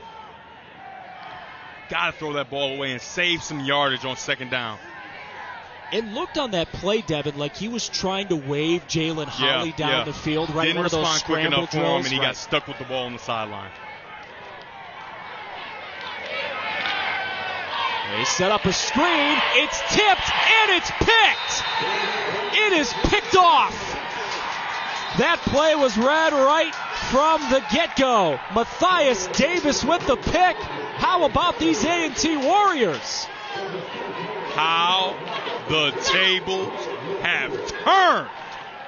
They have a perfect play designed, a screen to the wide receiver, and a big giant paw gets up and hits it, and Matthias Davis makes a play for Southfield with 57 seconds left and a talented wide receiver on the outside. Tashi Braceful looking to make a play. That was Brendan Wright who tipped it in the air. And that Warriors bench has totally turned the tide of this game. 15 unanswered for Southfield A&T. Top They've of your got the screen. ball right at midfield. Top of your screen, Tashi Braceful at the bottom. Davon Young. Marshall away from pressure. Flag flies where you usually get holded. Yeah. Marshall with a big run, but I think it's coming back.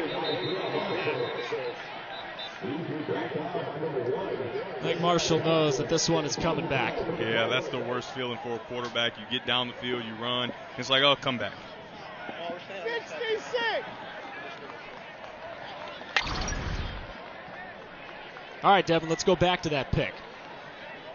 41 gets his hand on the ball in white, and when a ball is tipped up in the middle of the defense, I mean, for the most part, it comes up on the defensive side of the ball, and they catch it, and that is a big momentum shift right before the half, and then the momentum in the air sucked right out of the Southfield A&T offense with a holding penalty, and that's a huge penalty. Huge. I wouldn't be surprised if Southfield looks and says, hey, we've done what we could in this half. Let's go, make adjustments, and not turn the ball over or do something drastic here with a long way to go. They're going for broke. What a throw! Braceful with the catch. Forget that plan. Southfield A&T is humming again. What a throw! Isaiah Marshall and Tashi Braceful. Yeah, you can celebrate like that when you make a catch like this. I mean, if they're going to continue to leave, I mean, the defender is not even close. They have to give help. He's earned it. They have to put help over there. If not, you're going to see Tashi Bracewell at the end of this game with almost 300 yards receiving, because if I'm Southfield A&T, I'm going to continue to do it. And we got another flag. I think that's going to be a sideline warning on A&T. Can you blame them for being excited with how this game is turned? Oh, sideline warning. White. Yeah, so they'll give them a sideline warning, and the Warriors will be told to back up. But when Tashi Braceful is making catches like that, it's tough for Aaron Marshall to get the boys to stay back. Still 39 seconds to work with in the half. Isaiah Marshall to throw again, looking for Young. He's got it! Davon Young, touchdown! Isaiah Marshall is dealing right now.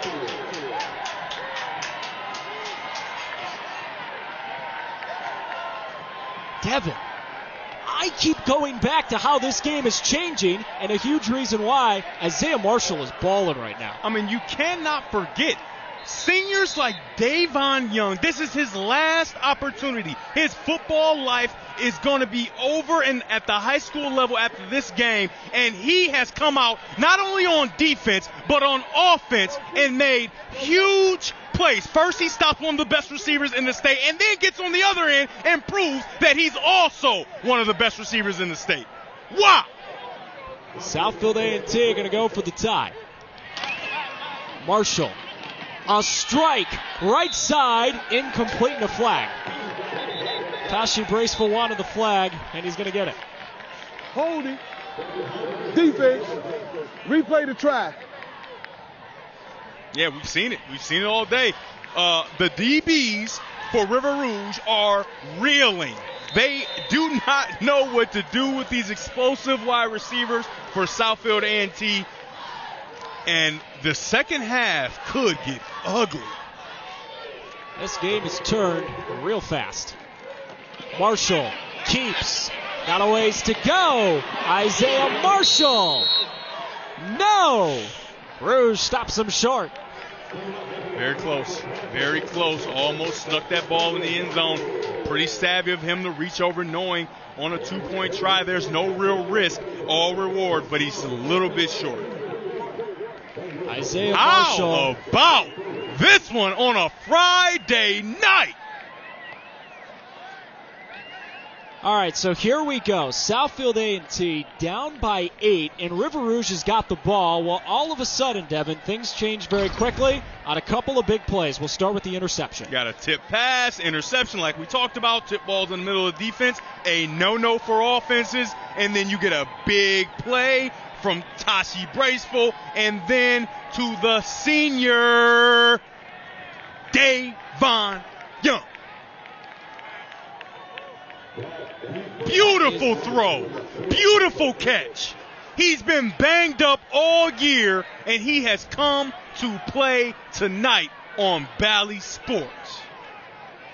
That is just an absolutely gorgeous throw coming right in your living room. I hope you're enjoying this one as much as we are. This is absolutely incredible. The swings in the game, this is like a hoops game where one team goes on a 14-point run and then another team comes back. 23 unanswered for Rouge and now 21 unanswered for Southfield A&T. I said it in the open, throw the records out. Throw them out. This is Michigan State. This is any rivalry we've ever seen. That's Markel Guilford on an outstanding return. All right, Devin, here we go. Rouge has got 20 ticks to work with.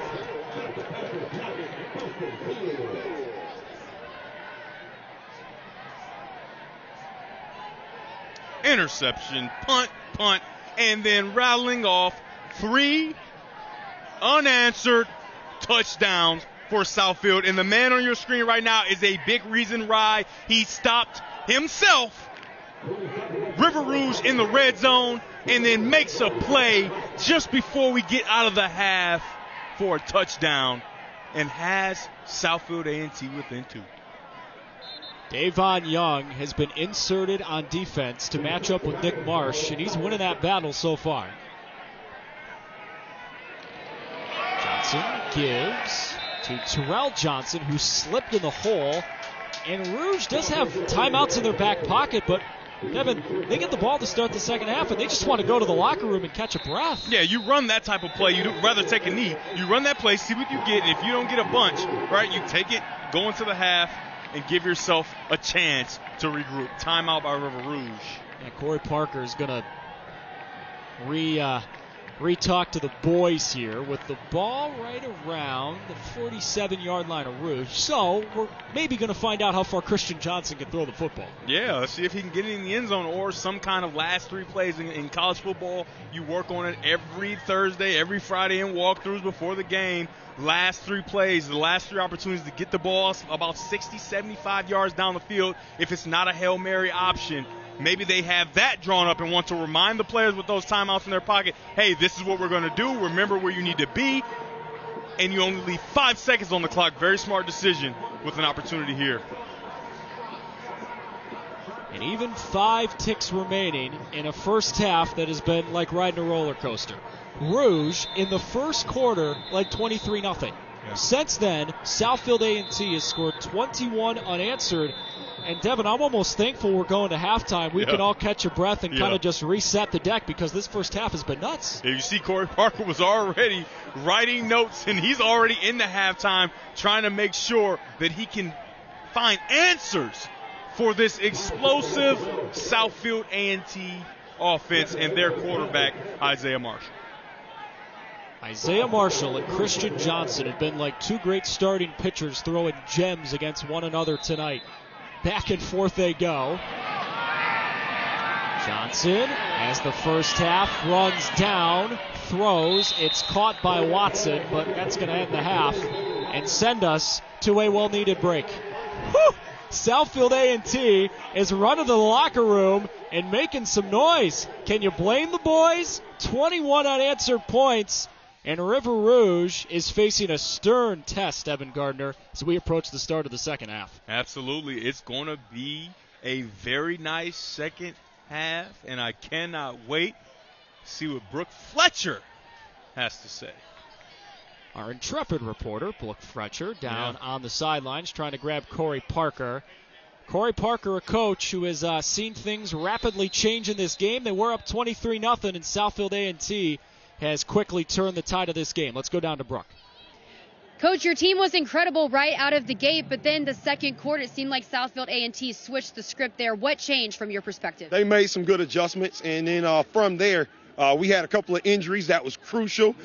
We had some guys defensively that went down. We had to go with their backups, and right now we're trying to coach them up through everything that has occurred. A couple of shoulders out of place, but when it gets colder like this, these types of things happen. And you got to be able to coach the kids and manage what just occurred. So from here, we got to make sure we keep coaching those young defensive guys that's out there. But the other piece of it is our offense got to continuously spark and make plays. We had a good drive going on. There was some penalties that happened that slowed us down a little bit. We just got to go out there and finish.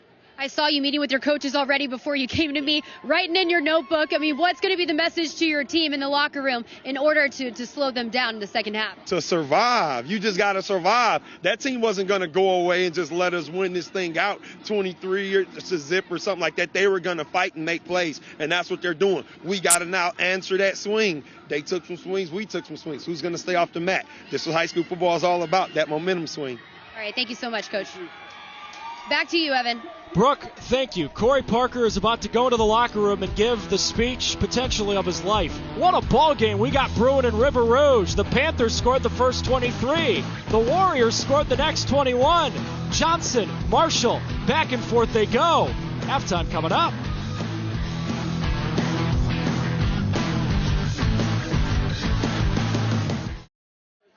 Welcome back. The Panthers lead 23-21 here at the half. Coach Corey Parker, when you hear that name, it carries a lot of weight, not only in River Rouge, but around the state of Michigan. But if you know Corey Parker, you know that he's more than just a coach. He gives his all to his football team, his family, and the community here in River Rouge. And the impact that he's had over the last 13 years has been undeniable. So we had a chance to travel down here to River Rouge earlier this week and see what a day in the life of Corey Parker is like. And let me tell you, it's a busy one.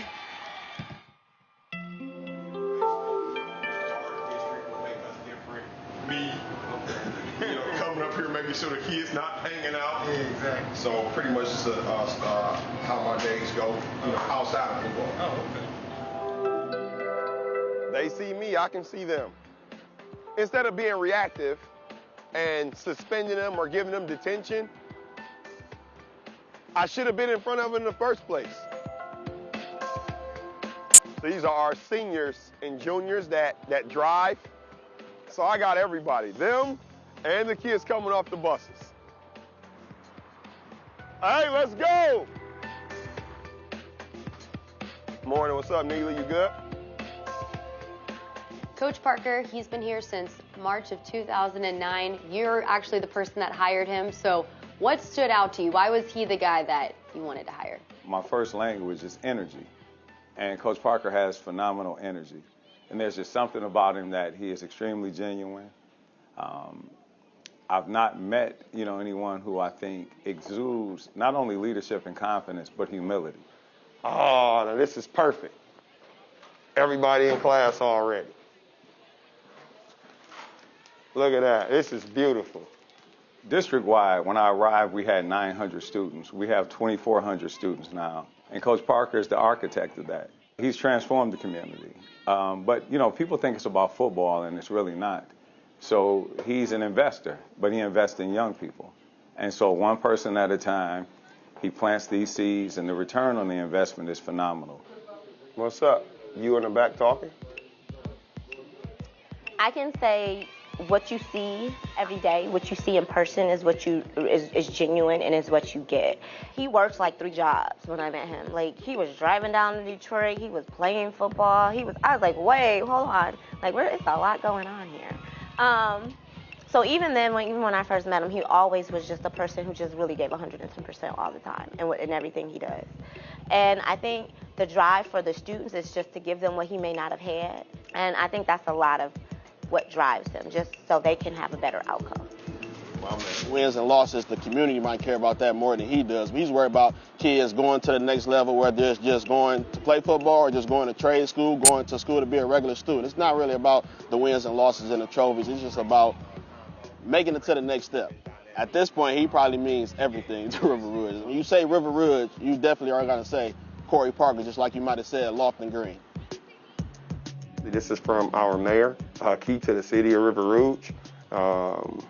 Which is just unbelievable experience. It was the state championship parade And Oh, so wow. it was, just crazy. This is the game ball where all of the players signed it for me. It's pretty incredible. Yep. Did people buy in right away? No, they tried to run me out of town. They thought I was the craziest person in the world because I was kicking off all of the guys that people knew were good players, drug-related, gang-related, and low GPAs. And I didn't want that representing us. I'm a kid from a group of parents that had me when they were 17 years old. My dad couldn't go and play college football because they were pregnant with me prom night. You know, my mom couldn't go and run college track. She was pregnant with me prom night. So they're my motivation every day. I don't get to tell them that much, but I just show it. You know what I mean? Got Justin John! There you go! Somehow we find a way to win championships, and most importantly, somehow we find a way to send multiple kids to college year in, year out. That's going to be my claim to fame. The day that I'm pushing daisies is going to be a lot of guys that got a lot of degrees by way of the structure that I believe I put in place with my program. They going to surrender or they going to keep swinging? I am not in control of that. Guess who is? Who? Who? It's that simple. Understand? I don't leave nothing out there ever. I give it my all every single day. So at the end of the day, I'm just a football player, right? And that's the only way I knew how to play the game, was to leave it all on the field. That's all I know. So every day, that's what I do. And I'm going to have flaws. I'm going to have days where somebody, oh, he should have told someone else to do that. Or someone else could have did that for him. Well, guess what? I did it. I'm going to give it my all because that's all I know how to do. Leave it all on the field. And so every day I say, I'm going to leave it all on the line for everybody I got.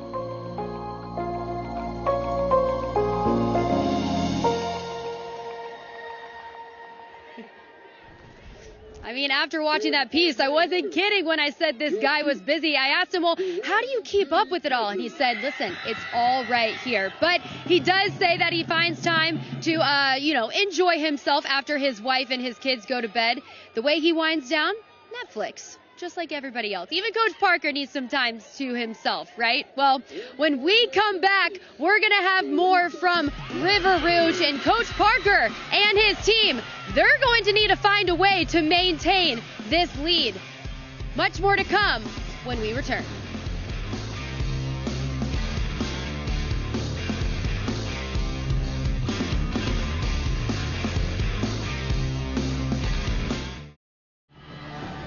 The postseason is upon us. Bally Sports Detroit and Football Fridays will continue throughout the MHSAA state playoffs, reaching its conclusion at Ford Field with 8 state championship games. The finals will air on Friday, November 26th and Saturday, November 27th, beginning at 10 a.m. both days, where we'll crown champions in divisions 1 through 8 on Bally Sports and the Bally Sports app. For the full schedule, go to MHSAA.com. It's homecoming here at River Rouge. They just made the announcement. Homecoming king and queen, there they are. Lamont Gordon has had quite the game, and hey, he's also homecoming king. What a night for him. Hey, we'll have much more from River Rouge when we come back. Stick around.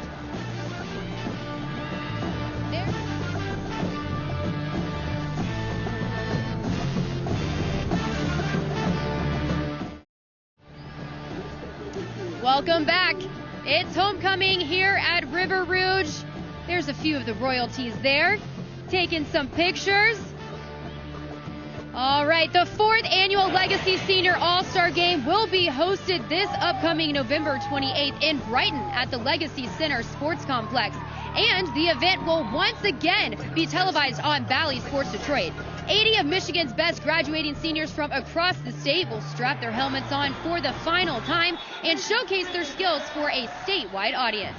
Nominations are open and will be taken online at legacyfootballorg.com. Click the homepage and click the nomination link. Selections to be announced in early November. Oh, it's a beautiful night, so you know what we need? We need a little fireworks. Aren't those great? We have a ball game here in River Rouge, everybody, and it's going to be a great second half coming up.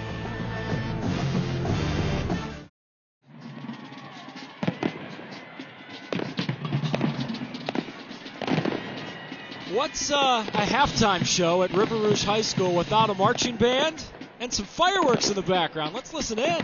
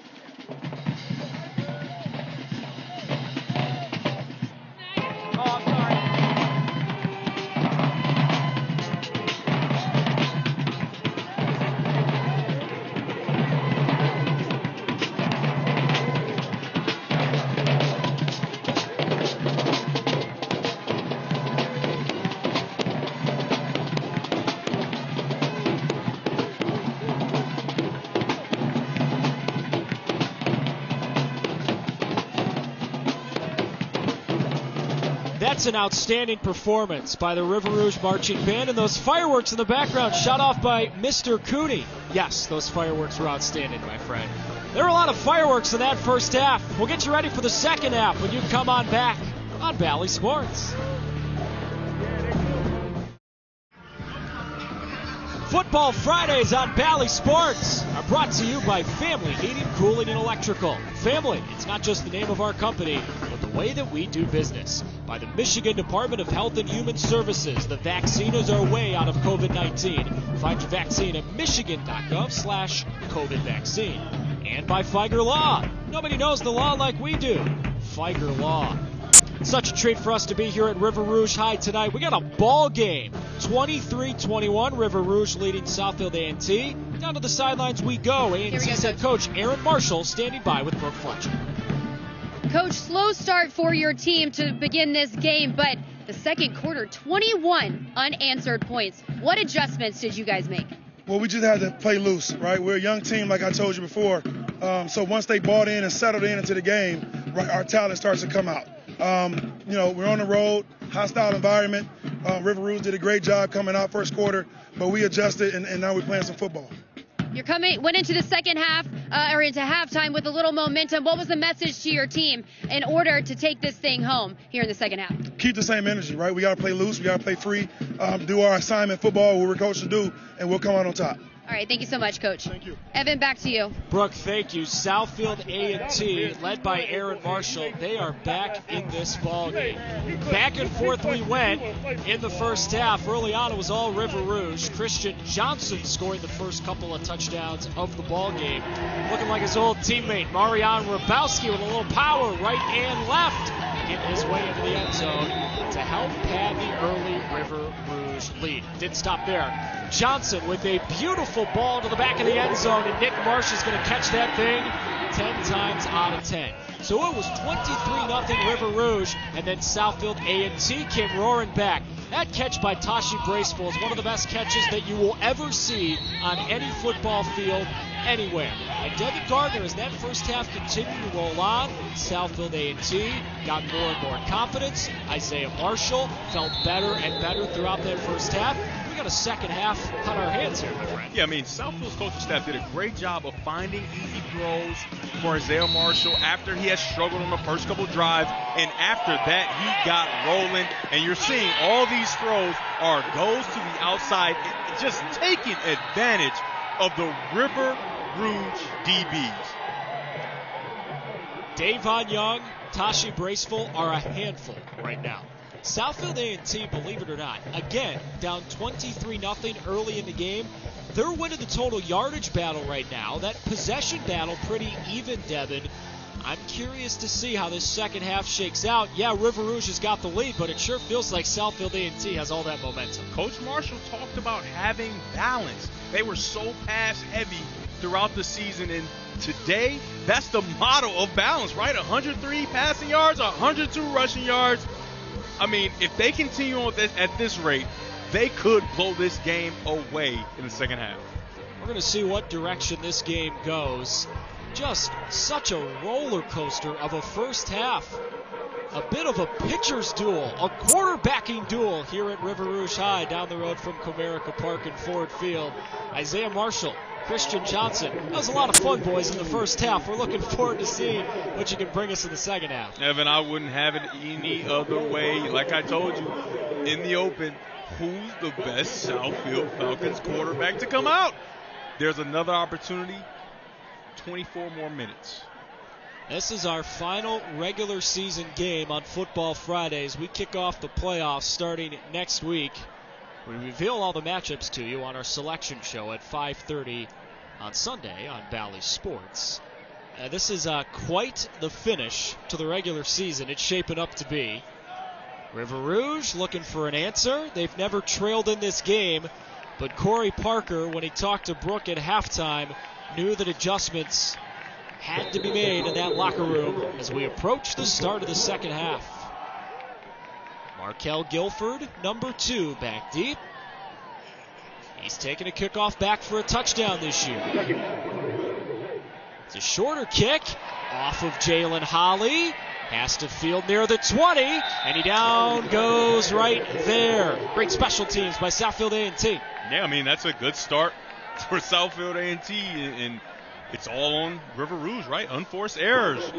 I mean, look, Devin, this was the story of the first half. Rolling early, and they sputtered late in that first half. Yeah, so uncharacteristic. They had some pre-snap penalties. They had some turnovers, things that they haven't done throughout the year. But that's what happens when you play in a rivalry game against a talented team.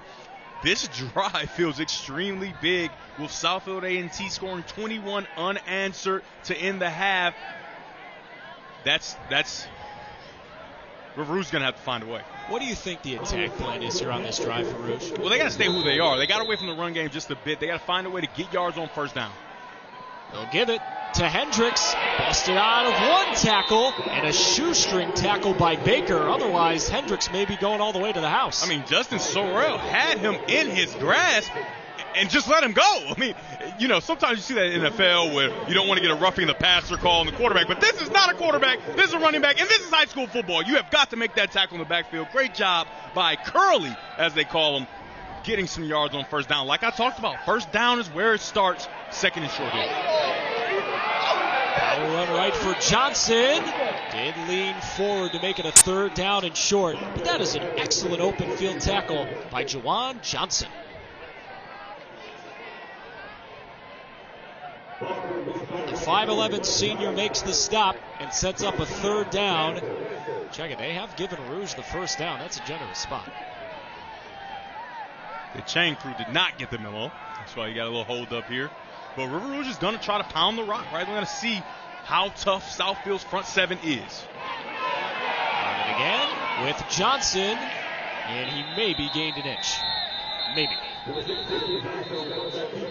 I've been impressed, Devin, by Southfield A&T's defensive line. Their coaching staff told us earlier this week, strength of our team, O-line and D-line. I'm telling you, football is the great game of momentum. And when you have momentum, you can play beyond yourself or beyond what you were able to do previously in the year. Just a week ago, they gave up a ton of yards to Oak Park High School and got 32 points unanswered scored on them, all on the ground. They come into today ready to stop the run, and they stack the box with 7 guys making sure that River Rouge has to throw the ball. On that run, Christian Johnson lost his helmet. Yeah. So Mikhail McDowell, the freshman, number 19, gives way to Rawls on a direct snap, who's got a lot of room. Jaquan Rawls into the secondary. It's a foot race. He's tackled inside the 5.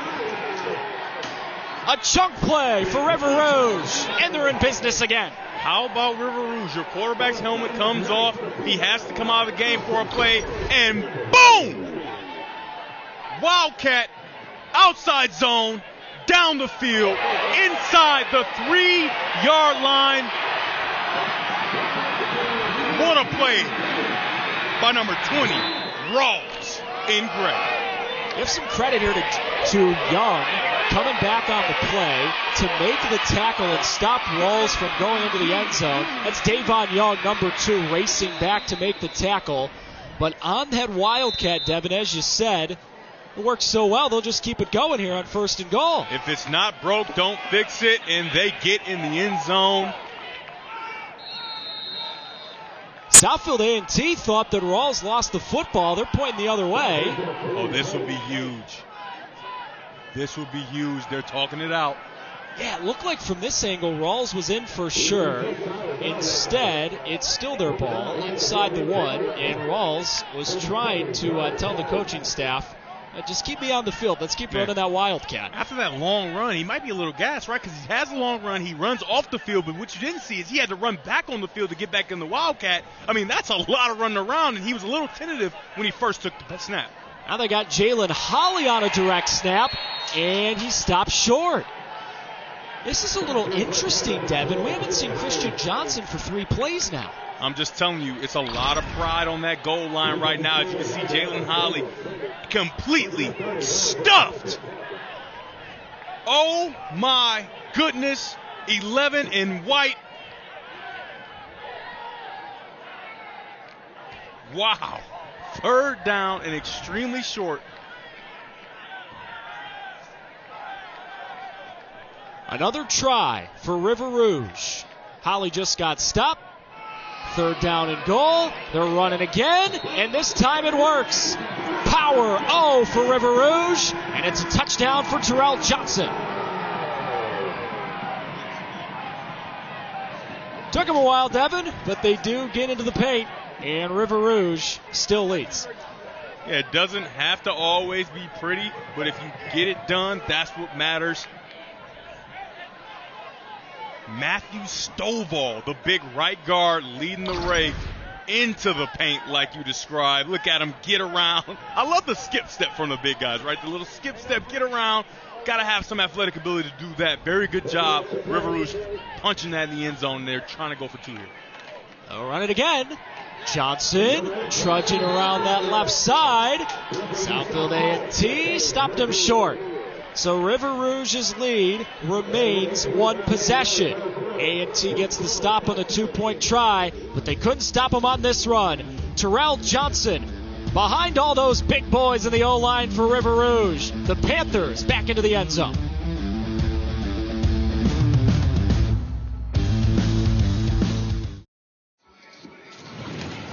Like we've mentioned, Coach Parker has completely changed the culture here at River Rouge when he came in 2009. And since then, he has created one of the most successful football programs in the state of Michigan. And in 2019, he pulled off the big upset, taking down another powerhouse team here in Michigan. We all know Muskegon taking home the championship title. But when he pulled off this championship win, he took this picture. This is hanging in his office, but what's so funny about this is this little shot of him right here. He was in disbelief, but Devin and Evan, this looks a little similar to a crying Jordan face that we all know. He says he gets poked on a lot or picked on a lot because everybody tells him he looks just like crying Jordan. I think it looks pretty similar. Well, yeah, Brooke, maybe that's why he wears the shades all the time. In case he's crying, nobody can see it, right? Yeah, that he was just so excited, you guys.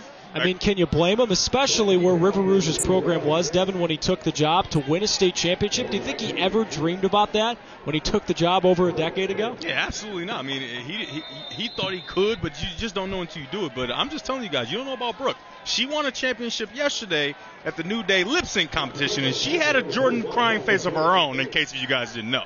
Do we have a picture of this? It was a beautiful crying face, Devin. Sure it was beautiful. Yeah, I did. I have the trophy hanging in my room right now. It was a very good performance. Very good performance. That was a very quickly. She won it, immediately got hung up in the room. That's impressive. Yeah, it's just on full display.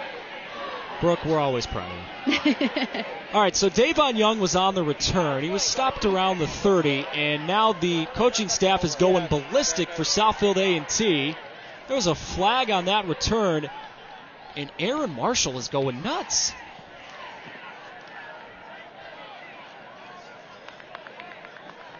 We're going to get the call here in a second, but based on that reaction, it's on A&T. Personal foul here. Dead ball, personal foul here. All right, there you go. Fouls on both teams that offset. And Southfield A&T's offense, which had scored 21 unanswered before Rouge drove down and scored to start the second half, they're about to get the ball back, and both coaching staffs are confused. It's not a football game until both coaching staffs are upset at the officials at the exact same time. We officially have started the game, everybody. All right, here we go, Devin. Isaiah Marshall, who was really throwing that ball well to end the first half, starts the second half with a throw and catch to Alik McCain. And Southfield A&T moving the sticks again.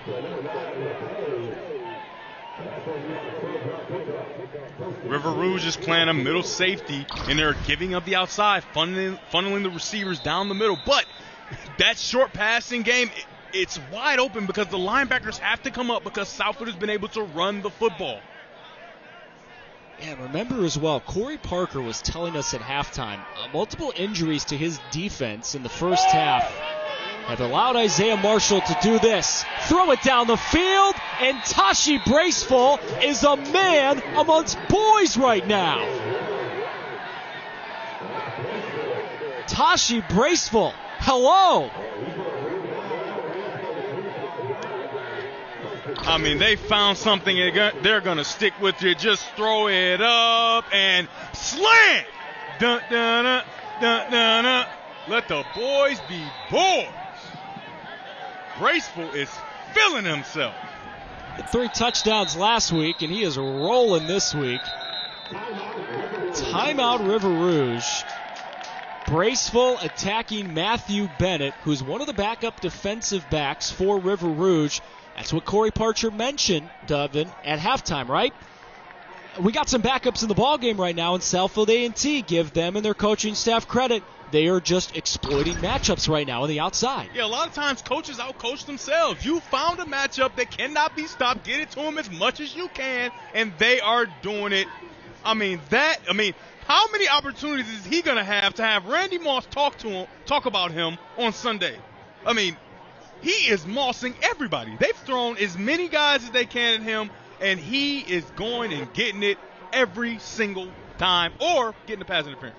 I mean, we've said it throughout the broadcast tonight. Southfield A&T, one of the more talented teams, not just in this area, but across the state of Michigan. That 2-6 record is really deceiving. Yeah. Their quarterback, Isaiah Marshall, sophomore. Tassi Braceful, who is just balling all over this field tonight, sophomore. Yep. There is going to be a lot of talent returning to Southfield A&T next year, Devin, and in their last game of this season, they are giving River Rouge all they can handle. And let's not forget their sophomore running back got hurt in the first or second drive. He's been out of the game, and they've been able to run the ball, RPO, down the field. I mean, completely have their way with River Rouge. I guess you can always snack, even during the middle of a football game. All right, so the running back on Marshall's left is Javin Jones, who, by the way, is another guy who's not a senior. He's a junior. He's the one who replaced the injured Davier Burt, the sophomore that Devin was just talking about. He had a really impressive first half. Hasn't carried it yet in the second. give it to him here. Jones running right and gaining a few on first down. Right now it feels like, Devin, that Southfield A&T can exploit these matchups at almost any time through the air, but they got to run the ball every once in a while to keep Rouge honest. Absolutely. You have to keep them honest, but I will go every other play, find a way to get it into number 2 in White and number 1 in White's hands. That will be Davon Young and Tashi Bracewell. They have both caught touchdowns tonight. Marshall rolls away from pressure, tucks and runs. Isaiah Marshall out of bounds inside the 10, and Southfield A&T is in business again.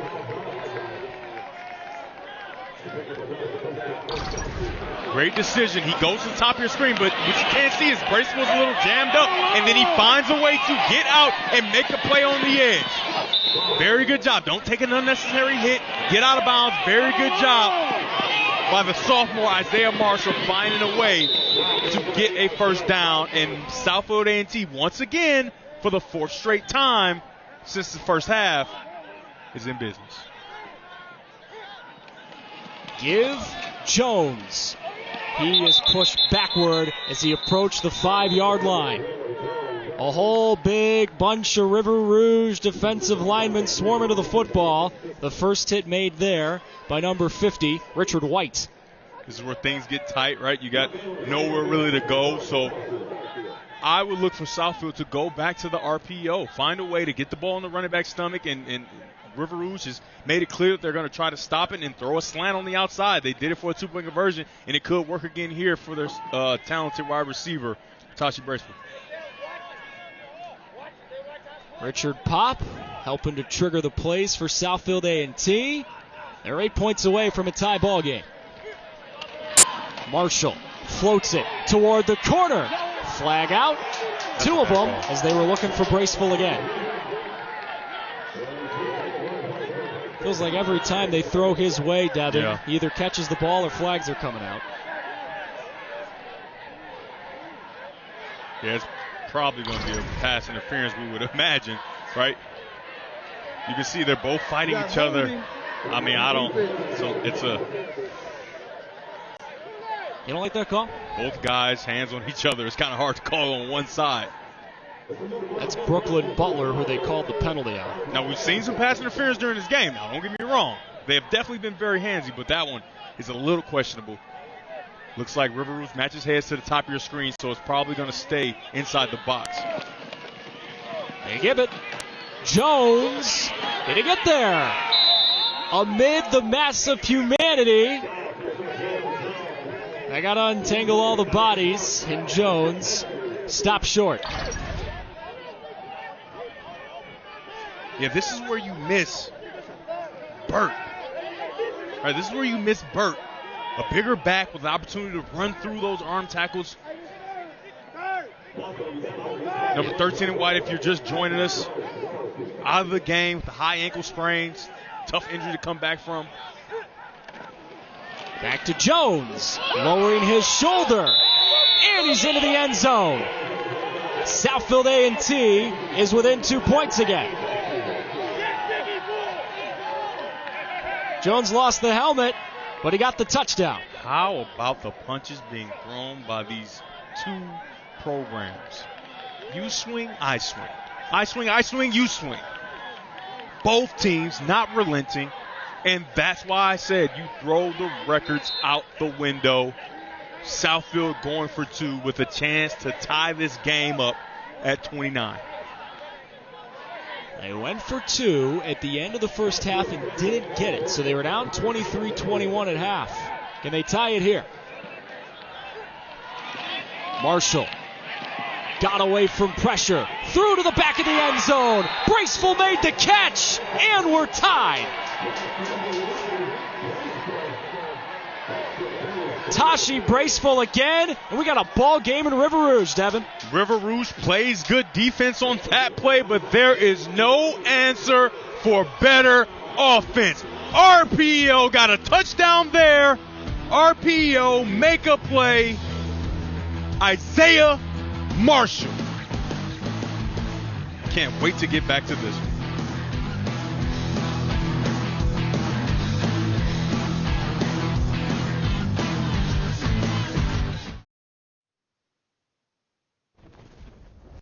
It's just been a true blessing and an honor, actually.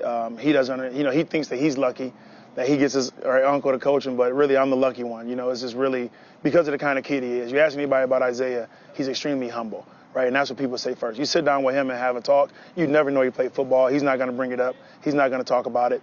The success that he's experienced at such a young age, a lot of people, it's tough to handle. Right. But for him, it couldn't have happened to a better kid. Yeah, that was Coach Marshall talking about his quarterback and his nephew, Isaiah Marshall. He said, listen, I know he is young, but this kid has talent. He compared him almost to Russell Wilson just based off his physique and the way that he plays. And he knew he was going to be tested coming into this game here today. But he said, listen, just go out and do you. Stay focused, stay composed, and don't let this big stage get the best of you guys. Yeah, Brooke, it's been so impressive to watch this Southfield A&T program tonight. We can't overstress this. They were down 23-0 on the road at a River Rouge program that is easily one of the top 7, 8 programs in the state of Michigan over the last half decade. Devin, we got a tie ball game in the third quarter all of a sudden. A complete dogfight, and Christian Johnson is going to have to respond. Going to have pretty good starting field position as Jalen Holly's across the 35-yard line up to the 38. On that last drive for River Rouge, Christian Johnson actually was not on the field for the last 4 snaps as Rouge ran Wildcat single wing down the field for a touchdown. Christian Johnson's back on the field. Devin, what do you think he's thinking about right now? I mean, he's thinking he needs to make a play, right? Because even though they drove down the field, it wasn't necessarily a drive, right? Largely, most of that was on one big play, and then they got it in from the goal line. River Rouge needs to find a way to put a drive together, and it starts with getting your quarterback easy throws and allowing the run game to continue to control the ball game. But right now, Southfield A&T has complete control of this game as they drive down the field and play defense. They'll start the run with Johnson. He came back to the middle and got popped. Once again, Southfield A&T gets bodies to the football. Jaden Bush makes the tackle and makes it second down and long.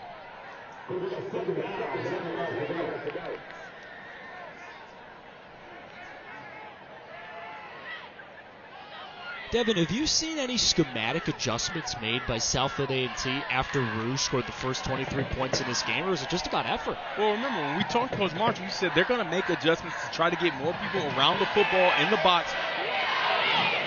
Oh, my goodness. Maxwell Wagstaff. That's a hit stick.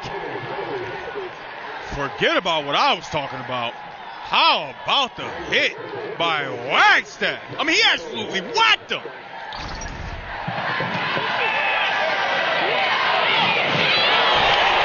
Oh, my goodness. What you don't see is he was down the field, and he came off of his player once he saw that ball completed and absolutely decapitated and parted the receiver away from the ball. What a hit. Let's make sure we say that is a perfectly clean hit, but Maxwell Wagstaff just lowered the boom. Johnson gets away from a couple. Christian keeps the play alive. He's not going to get the first down. Southfield A&T swarms to the ball, gets the stop, and they may be getting the ball back here, Devin, with a chance to take their first lead of the night. Yeah, so they get on the edge, and they do have an opportunity with the comeback on the outside, but they can't get to it because the best linebacker, Baker, is in the face of the quarterback. Christian does what he can to get away, but not enough, and it sets up a 4th and long. What a stop for the Southfield A&T defense, led by their best linebacker and best defensive player, Jerome Baker. Number 28 has been in the view of the cameras all night. Those are some battered and bruised bodies laying it all on the line for Southfield A&T in their last game of the year. Bennett punts it away. A high hanger. And Young makes the fair catch inside the 30. All right, here we go. Isaiah Marshall and the Southfield A&T Warriors are coming back on the football field with the chance to take the lead for the first time tonight. The last 4 drives for Southfield A&T, you may as well hang that thing in the Louvre. Those are works of art. Somebody call Oprah, you get a touchdown. You get a touchdown. Touchdowns for everybody. They've completely stolen the momentum from River Rouge, who rattled off 23 straight. They are on a roll, and it started with Isaiah Marshall, and he is in complete control of this game. And that's what you want to see from a sophomore quarterback at the end of the year, right? You relent some leads during the year because of how young your team is, and then you come into this rivalry atmosphere on the other team's homecoming, and you completely dominate the game, at least to this point. Time for somebody to rise up, offense or defense. Somebody's got to grab a hold of this game. Marshall throwing across his body. Dangerous throw. Incomplete. Hoping for Young. That is the confidence of Isaiah Marshall, almost biting him in the backside. That was not a smart throw. Has to stay in control, right? We just talked about it, right? In control of the game. What you've done to this point has worked. Stay in control. If it's not there, it's not a bad thing to take a sack. Do not turn the ball over, especially with your back against the wall a bit on this end of the field. It's almost such a challenge, Devin, to tell a highly talented guy like Isaiah Marshall not to try to do stuff like that. You want to be a superhero, especially when you got their back against the wall the way he has River Rouge. Give Jones room again. Man, he was tackled high, but the flag stayed in the official's pocket. It's going to be a 3rd down and short for Southfield A&T, who plays in the outstanding OAA-Red Conference. And Devin, we talked about this earlier. Southfield A&T is 2-6, but they've lost to Cass Tech, Clarkston, West Bloomfield, a underrated Oak Park team last week. They've been battle-tested all year, and it's proving itself on the field tonight. The one thing, this is how Southfield A&T has been. They've been in leads, they've led the games, but they haven't been able to finish, and they're going to be faced with a big-time 4th down right here so they can continue to keep this momentum. If they don't get it here, they turn the ball over on their side of the field and give River Rouge a shorter field. Great job of River Rouge playing contain, right? They've had a lot of opportunities today where they did not have contain, and Southfield A&T has been able to get the edge and run wild. Can they stop them here? They're probably going to give everything and stop them. Rouge jumped. Isaiah Marshall got him on the hard count, and Corey Parker can't believe it. Wow. What a mistake. Wow.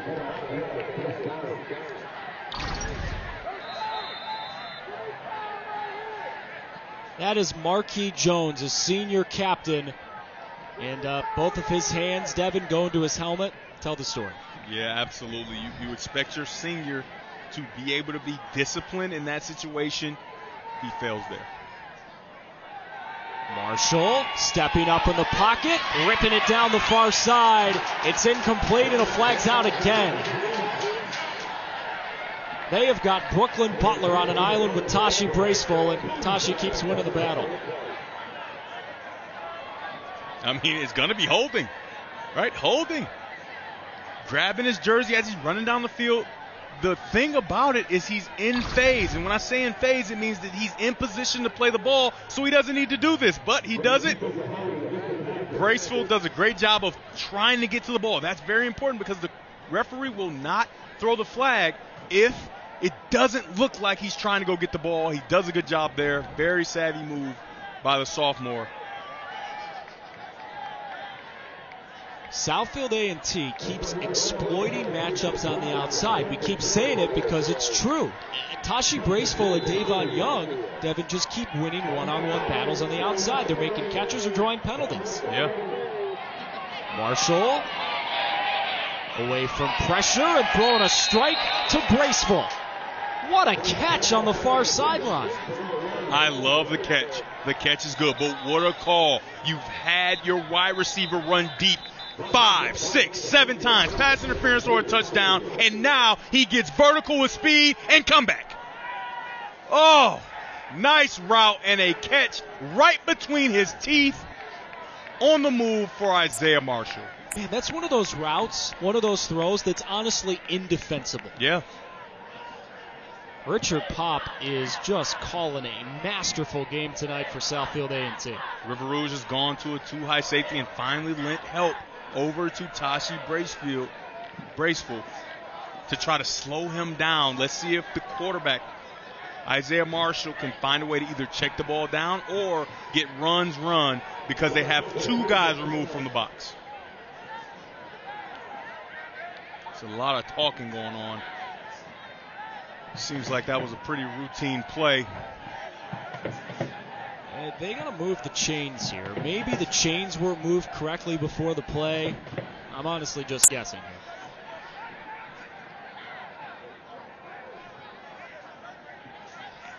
They're going to get it all sorted out here at Panther Stadium.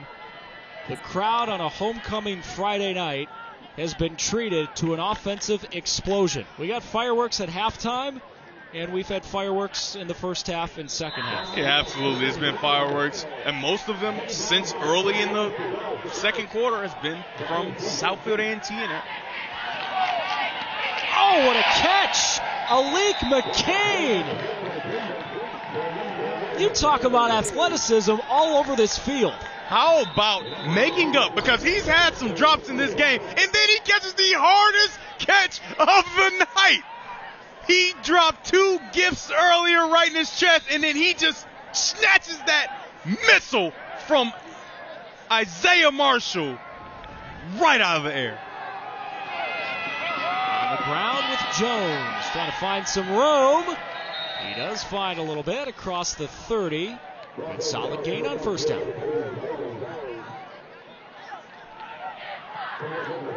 Southfield A&T on the move. They got a chance to take their first lead of the night.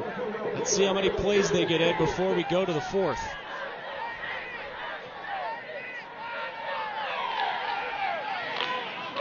To the hands of Jones. Started to bobble the football as he was tackled. It did pop back in his mitts. That's awfully close to another first down for the Warriors. Like I talked about before this drive started, Southfield has forced River Rouge to have two high safeties because of the way they've thrown the ball. And now can the discipline of the running game take over this game with a light box? We are going to the fourth quarter in River Rouge. One of the games of the year on our Football Fridays.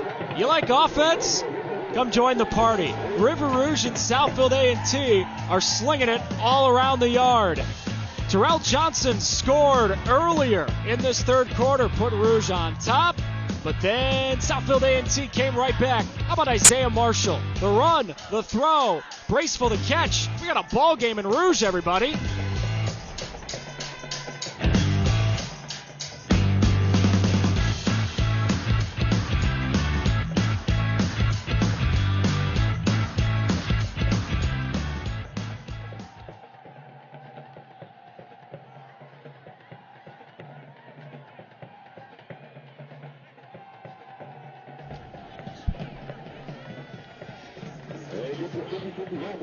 Brooke? Yeah. Brooke?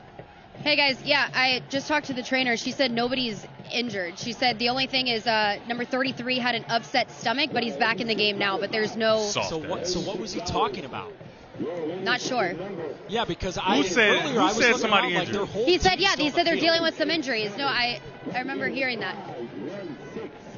Oh, I didn't Number hear it. 60 has a huge ass cast around his arm. Yeah, I think he's talking about like in general, like coming in.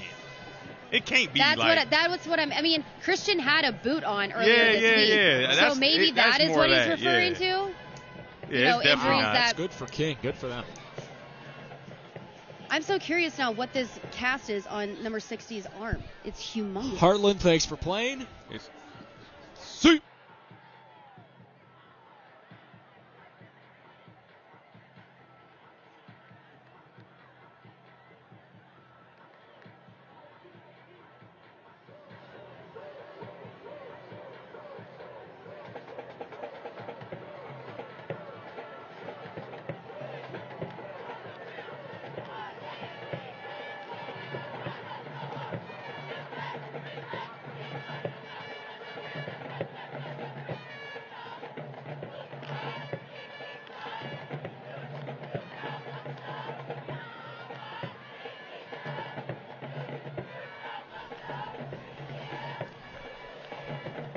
We got a full moon in River Rouge tonight. We got a ball game. 29-all Rouge and Southfield A&T as we're about to start the fourth.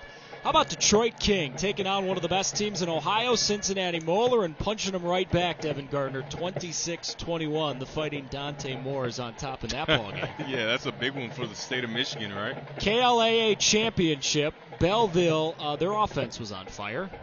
Sorry, I had to do that. No Belleville 46, Heartland 9. That is quite the victory nice there, for Evan. Belleville tonight. Traverse City St. Francis up by 8 in the fourth quarter. Yeah. We're probably going to see Traverse City St. Francis at Ford Field in a month or so. That is always an outstanding program and one of the prettiest areas of our state. Remember, Selection Sunday coming up on Bally Sports Sunday afternoon into the early evening at 5:30. Devin, you're going to be on that show breaking down all of the upcoming matchups, Divisions 1 through Divisions 8.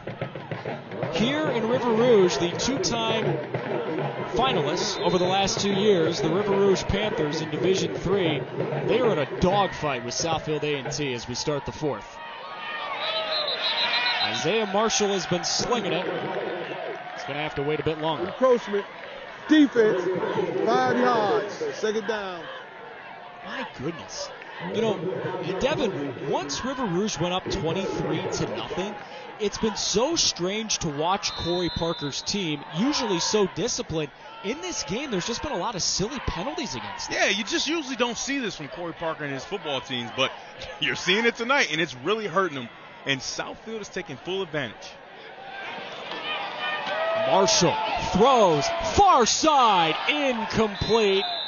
Hoping for Braceful, just missed him. That connection has been so awesome tonight. Yeah, just missed him on the outside. I think it's a really good throw, and the wide receiver feeling himself a little too much and reaching one hand rather than two. Tashi Braceful made a one-handed catch earlier tonight. The worst thing that can happen to kids. Right. You make one of those things, and you can literally do it every time. Yeah. Catch the ball with 2 hands. Down the middle again. It's caught again. Southfield A&T has the first down. That's Malik McCain, who's caught a couple of slant patterns across the middle on this drive. Give credit to Aaron Marshall and his coaching staff. They were down on the road 23-0, and they have not blinked. They are inside the red zone and just a few more yards away from taking their first lead of the night. Marshall gives, Jones runs into a wall, eating up space right in the middle of the D-line. Devontae Miles blew that play up. Yeah, Devontae Miles doing a good job of once again setting the edge and making sure he can't get outside, and then number 33 comes and lowers the boom. Joseph King. He already has an interception tonight, Devin, and that play was all created because Devontae Miles, the highly recruited senior, did an awesome job setting the edge. Corey Parker calls him a big old honey bear. He gives everybody in the main office a hug before every school day. Incomplete, off the chest of Davon Young. That was another missile from Marshall. I mean, you usually don't see Davon Young drop passes. This is something that Southfield dealt with last week against Oak Park. As you can see, I mean, you cannot put that ball anywhere else but in between the crease of your arm. You have to catch that ball and get in the end zone for your young quarterback. That's what they struggled with against Oak Park, and that's what had them in the position they were in to essentially get blown out when they had the game in complete control. You can't have drops when your quarterback's playing so well, especially from your seniors. Marshall throws a beautiful ball. Back corner. It's caught. Tashi Braceful again. Southfield A&T's got the lead.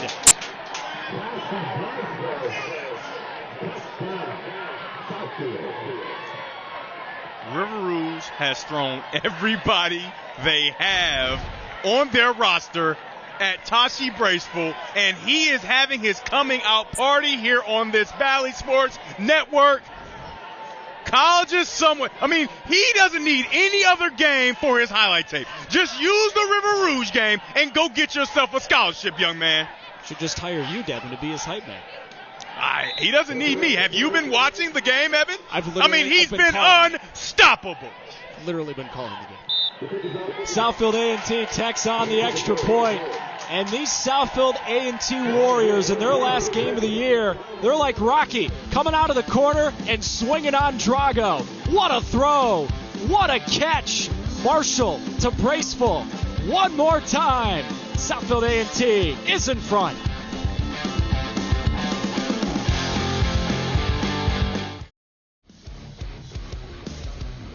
If you haven't heard this name, you better learn it. Tashi Braceful has been amazing. Amazing all night. Touchdowns, first down conversions, 2-point plays. Everything that Southfield A&T has needed tonight, he has been that. They are excited about this young man, not only as a football player, but as a person.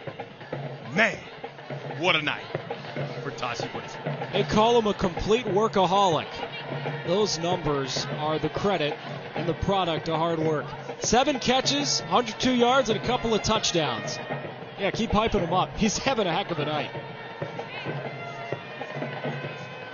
Southfield A&T, Devin, look, we've talked throughout the broadcast tonight about the 2-6 record and being close in a lot of games and coming up short. I really think tonight, and the way they've played after falling down early 23-0, this is the result of all the battles they've gone through this year. It's paying off tonight, and River Rouge right now has been backed into a corner. Yeah, without question. They've been battle-tested. And I'm just sure Tashi Braceful knew what game he was coming into against another sophomore across the field, and Nick Marsh, man. And he came in and said, I'm also a very talented receiver and one to be reckoned with for the future in the state of Michigan. A River Rouge program battle-tested themselves this year. They've lost twice to De La Salle and Cleveland St. Ignatius, two of the best football teams in the entire Midwest. Corey Parker wants his team to play tough games before they hit the state playoffs. This is their last game before the state playoffs. I'd consider this a pretty tough test. All right, here we go. River Rouge is about to get the ball back down for the first time tonight.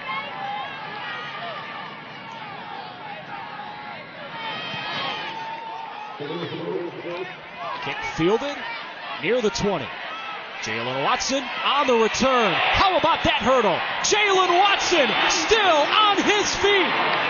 They call him Big Play Jay, and he just made a big one at the best time for River Rouge. Their leading receiver has been a ghost in this game to this point, a lot because they just haven't been able to get into a groove with Christian Johnson at quarterback, but a great player finds a way to make plays. He gets the ball on the kickoff return and gets a little down the field. River Rouge has great field position to start this drive down in this game for the first time. An offense that was humming early. Christian Johnson led him to 3 touchdown drives on their first 3 drives. Since, they've scored 6 points, and they got to get this offense cranked out of neutral. And they're going Wildcat here. Johnson off the field. They'll run it with Rawls. Jaquan Rawls, a good gainer on first down. This worked, Devin, on a couple of drives ago, earlier in the half for River Rouge. Well, with Christian Johnson banged up a bit, you get a chance to add blockers with your quarterback being the runner. But the answer is Southfield stack the box and don't allow him outside or inside. Rawls tackled, and a flag out. That's going to be a face mask on Southfield A&T. Southfield A&T had the numbers, they had the guys, but they did not make the tackle. Looked like Brendan Wright, number 41. The face mask penalty. It's a big penalty. Yeah, it's huge. It gives Rouge a bunch of free yards. And an offense, some life that, honestly, Southfield A&T needs to hold them down, Devin, because, as we just said, they've been stuck in neutral since the first quarter. Absolutely. They're still going Wildcat. Running with Terrell Johnson. And he's tackled right around the 15. Devin, do you like this decision by Corey Parker to take his starting quarterback off the field and essentially run wildcat, single wing, power O down the field? Absolutely. If your quarterback is struggling, he can't be the runner that you need him to be, and this is what's going to work, I say do it over and over again. Johnson down before he fumbles the football. Close to another first down. So Johnson slow to get up. Maybe cramping in his left leg. Devin, we mentioned at the top of the broadcast, it's a chillier night here in River Rouge, and you can cramp even on cold nights like this, especially when you keep power running the football. Yeah, I mean, you got a lot of extra blockers because Southfield has smartly added people in the box, but you can still get the numbers advantage because you have all the blockers to make sure you cover up those white jerseys. Christian Johnson, the starting quarterback for River Rouge, on the sidelines right now because Corey Parker is going good old-fashioned power O. His boys need a touchdown to tie this ball game back up. We're back in a moment.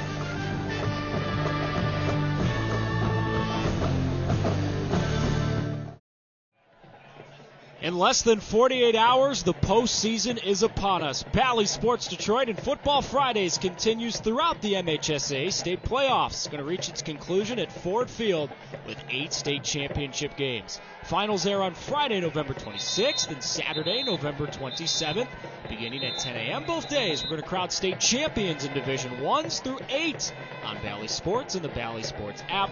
For the full schedule, go to MHSA.com.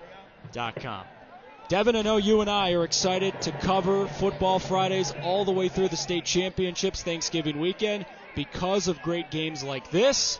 River Rouge has mounted a drive. They are inside Southfield A&T's red zone, and they are just a few more yards away from potentially tying this game right back up. Corey Parker has taken Christian Johnson, his starting quarterback, off the field on this drive, as they're running a lot of direct snap, wildcat, single wing. It's old-fashioned, but it's effective. Running left with Jaquan Rawls. Power offense, lowering his shoulder near the 10, awfully close to the first down. They have ruled first down for River Rouge. They spotted at the 10, and now here comes a very tricky first and goal from the 10.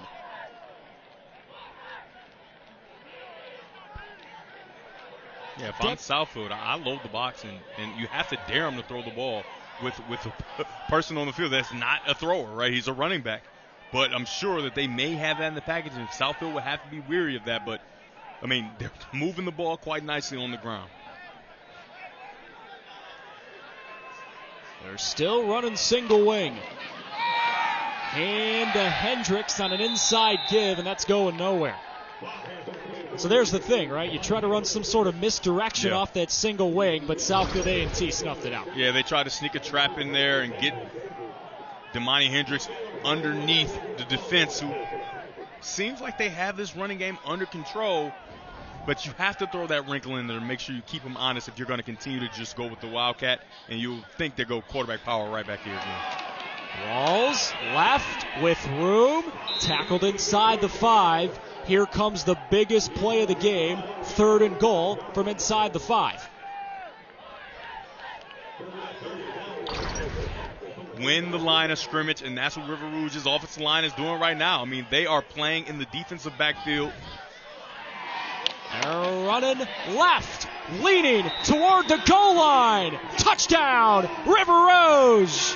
What a drive for one of the best programs in the state of Michigan when they absolutely needed it. Way to adjust by Coach Corey Parker. Not prideful in any way. Finding what is going to work tonight and leaning into it. And tonight it's the Wildcat quarterback, number 20, Jaquan Rawls, who powers his way into the end zone and gives River Rouge a chance to tie or take the lead here. That is a 5'11", 175-pound senior running back who's playing like he's a lot bigger and a lot heavier. What a run. River Rouge almost always goes for 2. And that play is stopped before it can get started. 5 yards.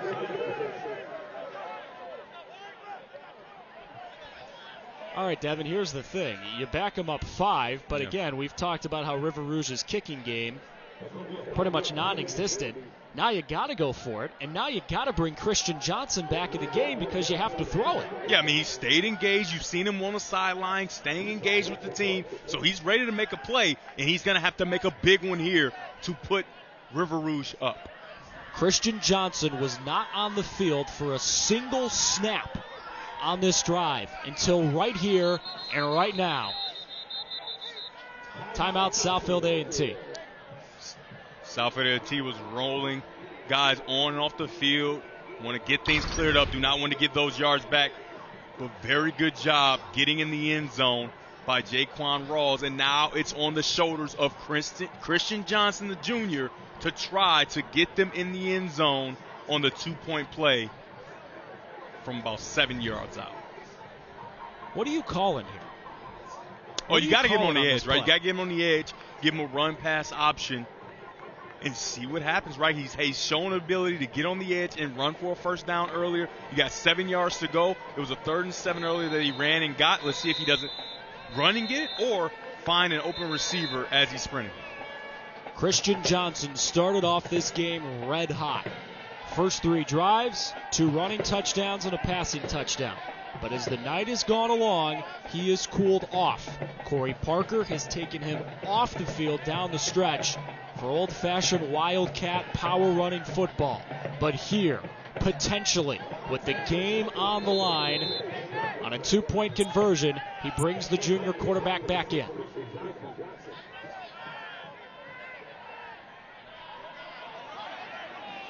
There's the rollout to the right. And a throw back to the near side. It's set up beautifully. Jalen Watson. Yes, for 2. Big play. Jay does it again.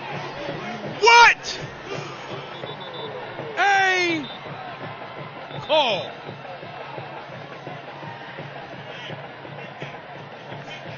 Watson is down after this play, but Corey Parker, Devin, goes into the bag of tricks and finds the play that works, and Rouge has got the lead back.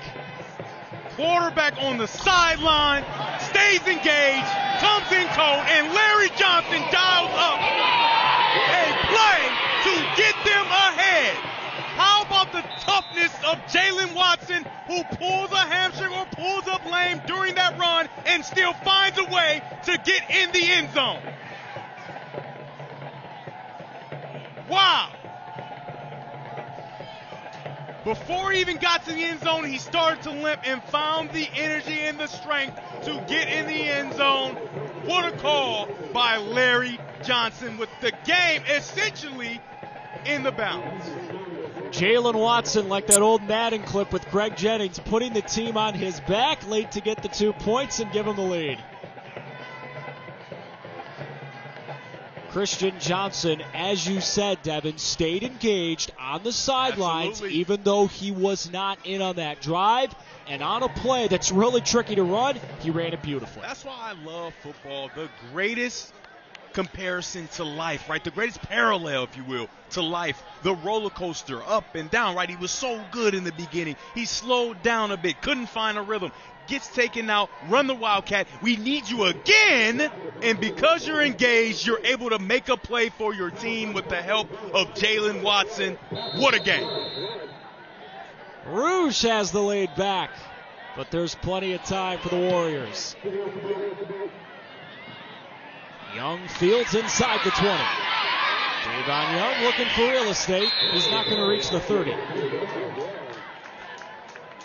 All right, Isaiah Marshall and Aaron Marshall. It's back on your shoulders. What can you do? I mean, he's been good all day. Can he continue to stay away from that big mistake He had one earlier. He's been away from it and has been almost perfect to this point. If he has his receiver catch with two hands, he may be perfect on a couple of throws.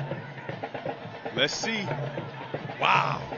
And let's see what Tashi Bracewell can do on this drive, Devin. I mean, these numbers are stupid. I'm just telling you, if I'm a quarterback and there's a pass play called, where's number one? That's what I'm throwing it to. River Rouge has not found an answer to this point. They cannot stop him. Find a way to get him the ball. And right now, they're leaving him one-on-one with the middle safety.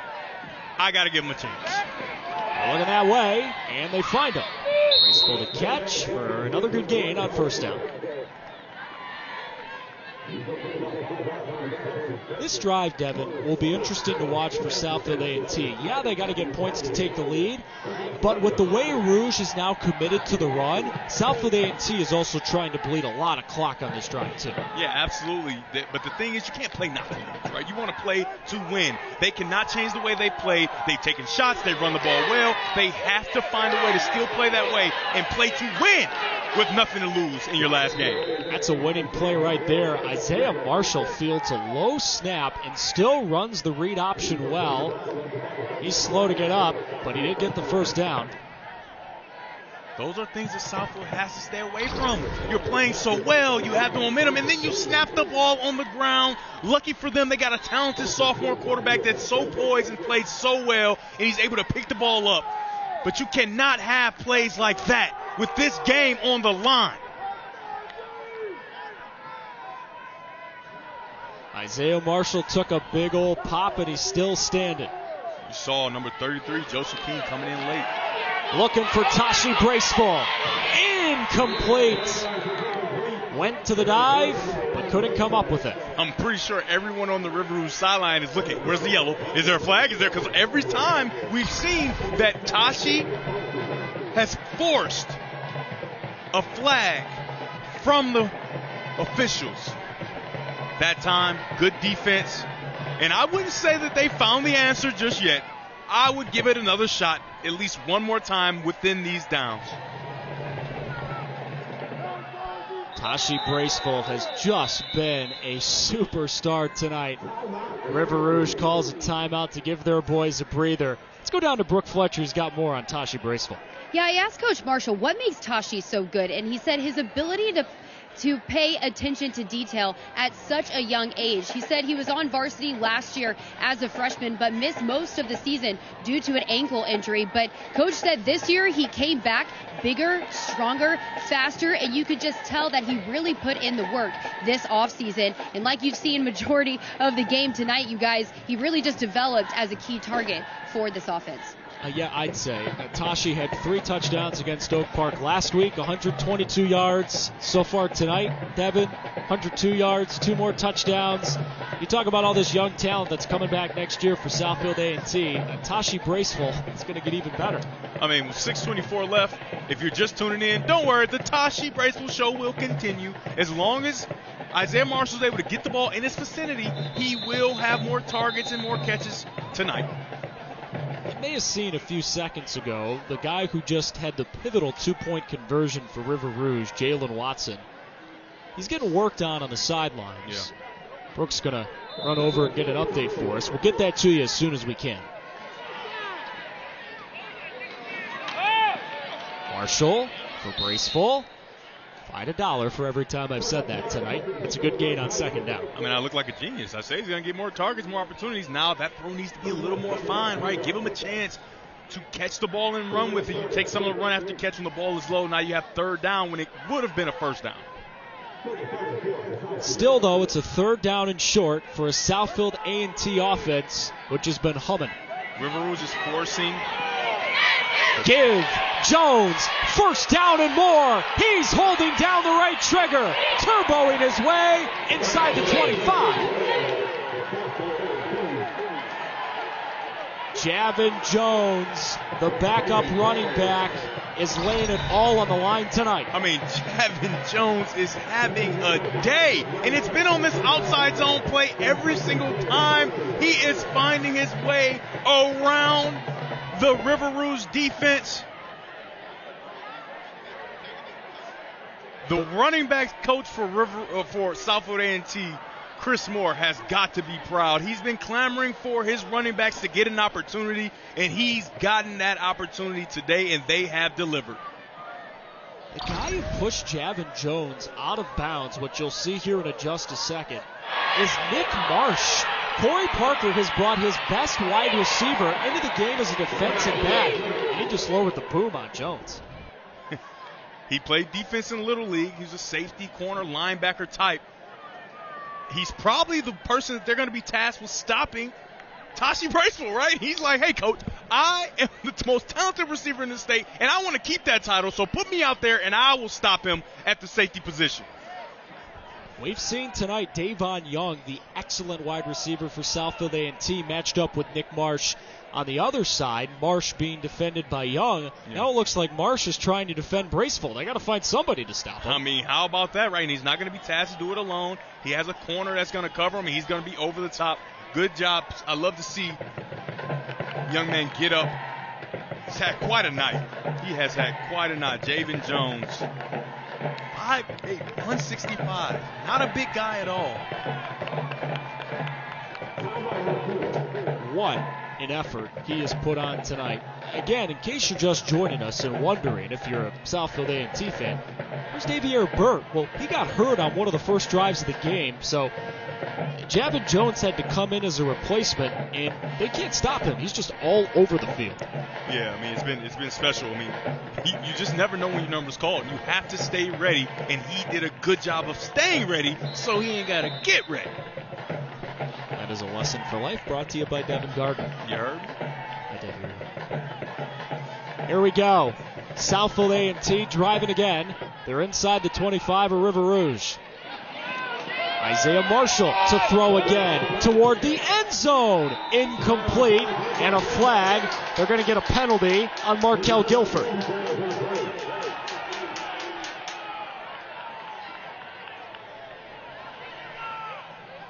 Corey Parker, apoplectic at all these late flags. You put Nick Marsh over Tashi Bracewell, and they go to their other talented receiver, Davon Young, and the same result. Pass interference, and that holding defense. They're holding each other there. I mean, that's tough. That's tough. I mean, it was a hold. I mean, it was the right call. Is the receiver able to hold as well? I mean, they're both doing it. You usually see referees let them play if they're going to play, but they're kind of calling it one-sided at this point. I am stunned you stick up for the defense as much as you do as a former quarterback. Of course, when I call it how I see it there, Evan. I mean, if both guys are touching each other at the exact same time and the flag comes out, it seems like it's a little one-sided. We've had our fair share of flags tonight. We've also had our fair share of points. We're just under halfway into the fourth quarter in one of the games of the year for high school football across Michigan. Good to see Jones back in the field. Marshall throws, it's caught, and Davon Young is gone. Southfield A&T back on top. That's what happens when you gamble. Markel Guilford tries to jump the hitch route. Davon Young catches it and gets in the end zone. You take a risk, you pay the price. Isaiah Marshall and Davon Young make Guilford pay there. The Warriors are going to go for 2. Trying to go back up by 7. Marshall, off play action. Isaiah calls his own number and spins his way in for 2. Isaiah Marshall, in front of a statewide audience on Bally Sports, is opening a lot of eyes. I mean, he has come to play on the ground, through the air. had one mistake, but nobody cares about that. He has done everything for his team tonight. Number 8 in white is a baller. He's firing up all those A&T fans who have been sticking around on a chilly night. They're watching one heck of a football game. Read option, more like a quarterback design run, gets on the outside, gets in the end zone. You know, he's one of those guys, Devin, who he's not a burner, right? You're not going to ever watch Isaiah Marshall and go, wow, he's fast. Yeah. But he just finds ways to run by everybody, it seems, on every other play. I mean, that's why football is so cool, right? You don't have to, it's not track. There's no number. There's nobody clocking you. If you can outrun angles, you can be fast. No matter how fast your 40 time says. This is why I'm so confused. That's why the 40 time is looked at as so much of a big thing still in 2021, because if you understand angles and you can play fast as a football player, you're fast. And Isaiah Marshall has proven that he can run no matter what his 40 time says. Markel Guilford back deep. The crowd at Panther Stadium in River Rouge trying to get their boys back in it.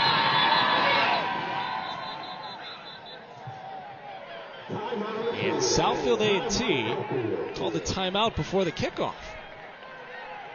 I cannot remember the last time I saw that. This game it's going to look like it's coming down to the wire, and you don't want to get in a situation where you needed that timeout and you used it on a play that comes after a stoppage because you have just scored. Southfield A&T is out of timeouts. Rouge has one left, and there's 5:33 to go. Man, we're going to have an interesting ride to the finish line, my friend. Yes, we will. Christian Johnson has to stay ready, because if they get into a situation where they score with no time left and extra point or whatever, and they go into overtime, he may be called on to make another play. And look, Southfield A&T is on the verge, Devin, of springing a big-time upset. We talked about this earlier. River Rouge is one of the premier contenders in Division III, but they are on the ropes right now. Absolutely. They are on the ropes and reeling. And this isn't Ali versus George Foreman. They're not doing the rope-a-dope. Southfield A&T has come to play. I honestly don't know enough about Muhammad Ali's fights. You don't know the rope-a-dope? I know that one. Oh, no. I'm trying to find a comparison of an underdog who beat Ali late in the career. Not early. Late. No, everybody thought that George Foreman would be Ali, and Ali laid on the ropes and made everybody think that Foreman would win, and that's not what River Rouge is doing, because A&T has come to play. Come on, Evan. Get back to football. Jalen Holly on the return. And Rouge is going to be backed up starting this drive from inside the 30. Christian Johnson leading the team onto the field. On their last drive, River Rouge essentially just got rid of the passing game. Christian Johnson never touched the field until the two-point try. They just kept running the ball down the field. There's 5:27 to go, Devin. You got to trust Christian Johnson. I mean, you got to trust what's going to help you win this football game. That's the most important. Corey Parker is not here to appease anyone but his team for a victory, right? That's the most important thing, and whatever he thinks is going to work, whether it be Christian Johnson or the Wildcat running back committee, that's what has to be done at this moment with 5:27 left in the game. Johnson back off the field. Rawls running, and Jaquan Rawls is stonewalled after a gain of 2. I'll be honest with you, Devin, I'm stunned that Christian Johnson is not on the field right now. I know he has struggled after the first 3 drives, but when you don't have the threat of throwing the ball, you can't take advantage of Nick Marsh, you can't take advantage of Jalen Holly, you can't take advantage of Jalen Watson, because you're trying to run your way down the field with the game on the line. But when you go Wildcat, that's the reason it was ever introduced, is because you add a number because of the quarterback run game. Obviously, Christian Johnson, hampered by lower body injury, cannot run the ball as effectively as he's been able to all year. You have to find a way to win this football game, and they think it's on the ground, and now Christian Johnson is back at the helm. He'll give to Damani Hendricks, and he maybe gained 2 inches. Excellent surge in the middle of the D-line for Southfield A&T. Reggie Gardner Jr. helping to surge Hendricks back. Coaching staff for Southfield A&T compared Reggie Gardner Jr. to Aaron Donald. And right now, that defense for Southfield A&T has led to that run you can see in the right corner of your screen. River Rouge has been outscored badly since the second quarter. Third down, they throw. Nick Marsh makes the catch, but Maxwell Wagstaff makes the initial wrap on the catch from Marsh, and it's going to be fourth down for Rouge. I mean, there's no question about going for this. You have to go for this. The way the Southfield's offense is played, you cannot give that ball back down by 7. And River Rouge with only one timeout left, Evan. This could be for the game right here. Yeah. Southfield A&T gets a first down. If they stop them here, the game's over.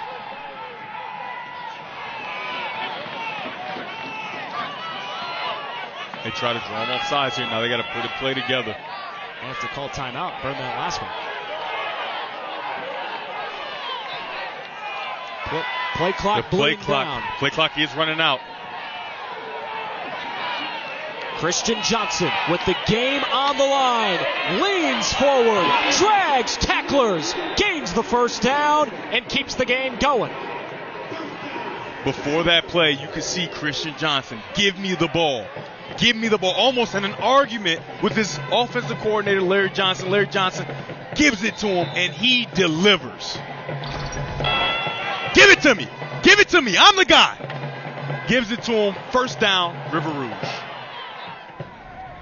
It's been a battle-tested night for Christian Johnson.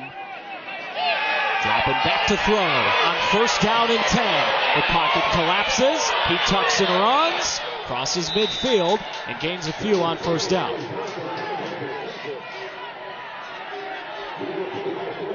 Good surge by the defensive line for Southfield A&T to force Johnson to escape the pocket. This is looking like it's going to be the last possession of the game. And Christian Johnson's going to have to make a play at some point to win this game or lose this game. One of the games of the year across high school football in Michigan is coming down to the last 2 minutes. One of the best programs in the state, River Rouge, on the ropes against a Southfield A&T team that came to play. Johnson with time, loads, throws, jump ball! It's caught! Brandon Weidman, what a time for his first catch of the game.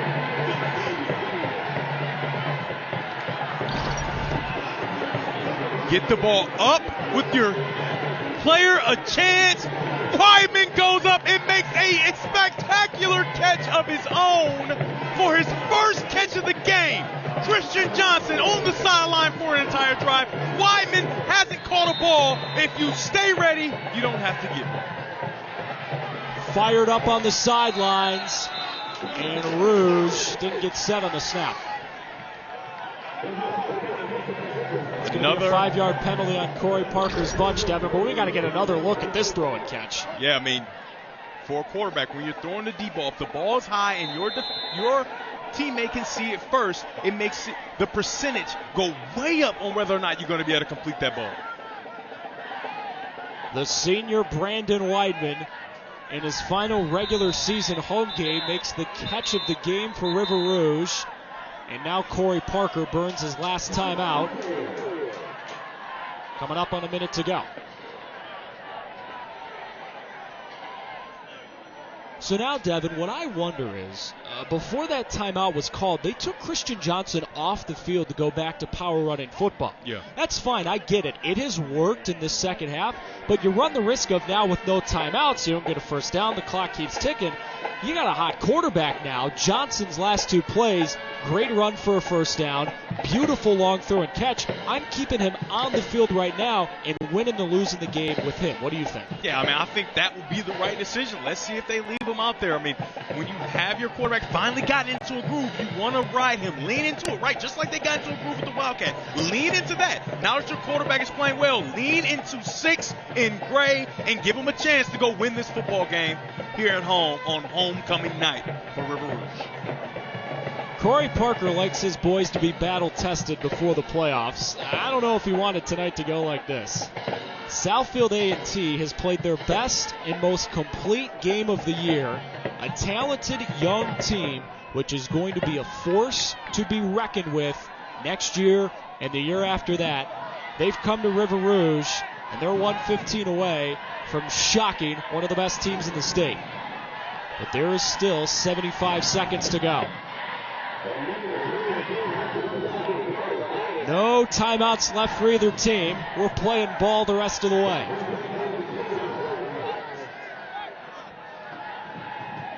Two teams that have laid it all on the line on a chilly late October night.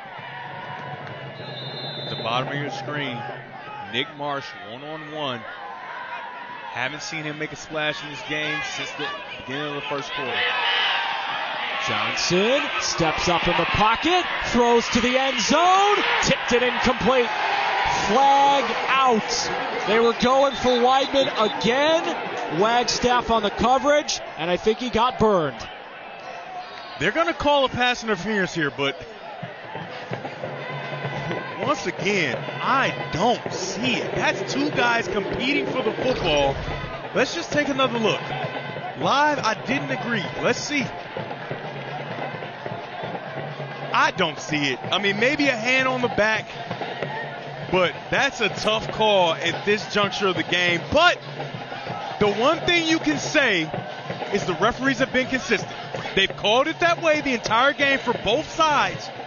But like I've said all game, I don't see it. In a rivalry nip-and-tuck game such as this, calls like the ones we've seen today have been very confusing.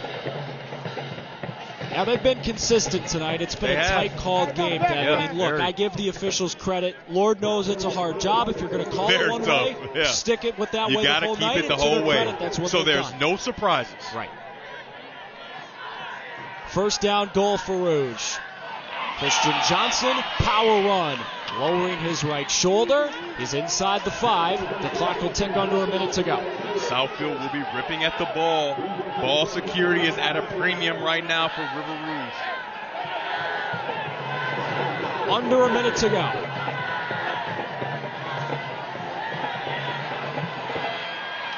Christian Johnson leaning, pushing. He's not in the end zone. He's still inside the 5.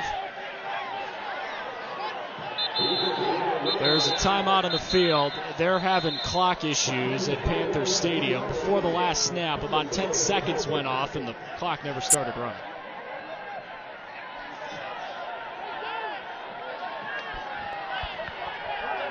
All right, so Aaron Marshall looking on the field as the officials wind the clock. It's under 38 seconds and counting. Christian Johnson leaning, pushing his way into the end zone. Christian Johnson, young man rumble. Devin, Christian wants to go for 2. Are you going for 2?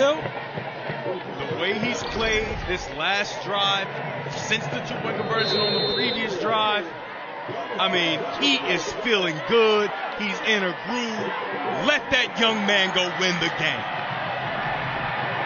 Christian Johnson, a man who was benched in the second half, back on the field and playing his heart out. On homecoming night at Panther Stadium, Rouge is going for 2. This may be your ball game. It's a power running scenario to the left side of the line. Johnson running that way. Christian Johnson for the lead.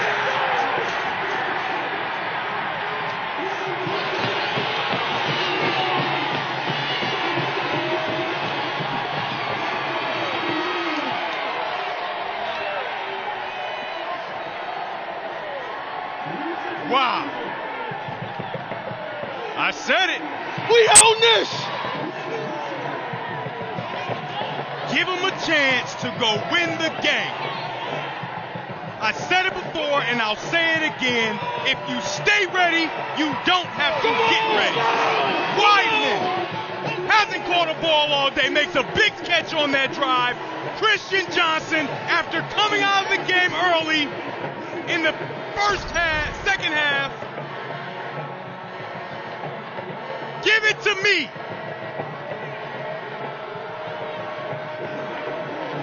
It's stopped in the middle. He bounces it outside in the end zone. Touchdown. Rouge by 1. The only thing I wonder, and I'm not kidding about this, did they leave too much time on the clock? You're absolutely right about that, Evan. I'm just telling you, Tashi Bracewell is still on this field, and he will have an opportunity to catch a deep ball. River Rouge has to find a way to play prevent defense with Southfield having no timeouts. They'll essentially get 1, maybe 2 plays and stop them and get out of this game on homecoming with a victory. Christian Johnson, all he can do now is watch. Matthew Bennett kicks it deep. And Southfield A&T a chance for a return. It's Darrell Jones Jr. across the 35. And now Isaiah Marshall with no timeouts in his back pocket. He's going to have to find some magic. He's been special, and he's going to need some magic for sure. 23 seconds left. Way to show up. Way to show up. Here's your 2 heroes on that drive, Christian Johnson and Brandon Weidman. Referee's going to add some more time on the clock, so they'll have a little more than the 24 seconds you see on your screen.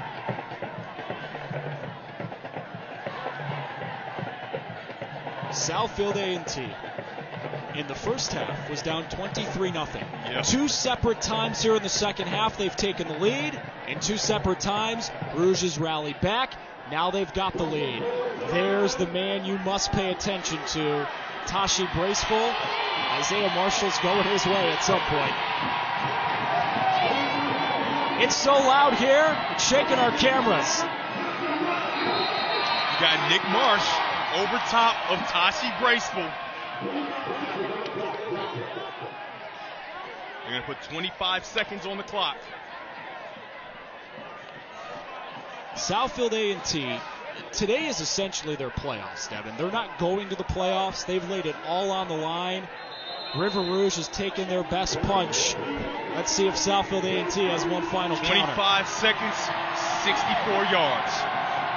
Isaiah Marshall stepping up in the pocket, rolling away from pressure. He's got to get out of bounds, and he does. Isaiah Marshall with a smart play. He does get out of bounds. Problem for Southfield A&T. That burned 10 seconds off the clock, and you gain maybe 4 yards. Yeah, those last 3 play situations I talked about before the half with River Rouge are coming into play again here because you're not close enough for a Hail Mary, so you got to find a way to get a hook and lateral. There are a lot of different options that you have in your playbook, and let's see if they can draw some of them up. I would get the ball to the sideline as quickly as possible with the throw so you can get out of bounds, stop the clock, and then give yourself an opportunity to get a shot to the end zone with about 6-7 seconds left.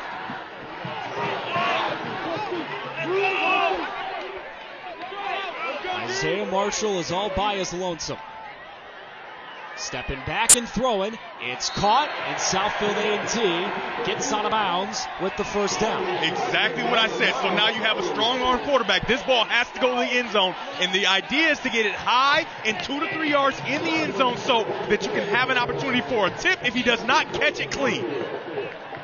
That was Alik McCain who made the catch. She was crunched hard out of bounds. I mean, this is pretty long. You may have 9 seconds. You may have some time to get the ball to the sideline one more time, but you have to get out of bounds. There's no option to dilly-dally or do anything other than catch the ball and get out of bounds.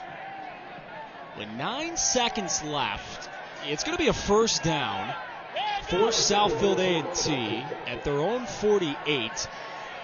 Devin, I think Isaiah Marshall and the Warriors, they got to get the ball to Rouge's about 40, 45-yard line to have a realistic shot for a Hail Mary to the end zone. He's got a big arm. I don't think the 40, I think they need to get it. They can get it to the 50, 47, I don't think they quite need all of the 45. He's got a big arm, and he can get it down there. The biggest play of the night. Wow, this has been a good game. Marshall, a deep drop. They may be taking the shot right here and now. Marshall spins away, throws down the field. It's tipped and incomplete. There's going to be one more snap. Oh my goodness, they've wasted so much time. You cannot run around. That's why I emphasize you have to get out of bounds immediately. Young quarterback runs around a bit, but he still has an opportunity. 2 seconds to go.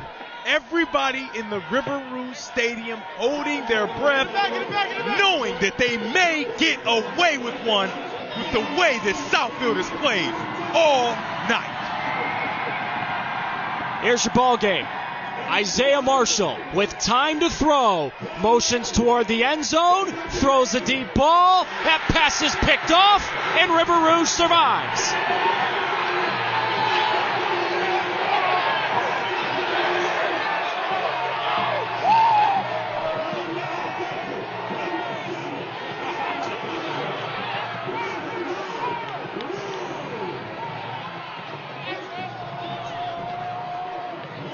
Tonight, one of the best football programs in the state of Michigan was tested, and Corey Parker's club survived.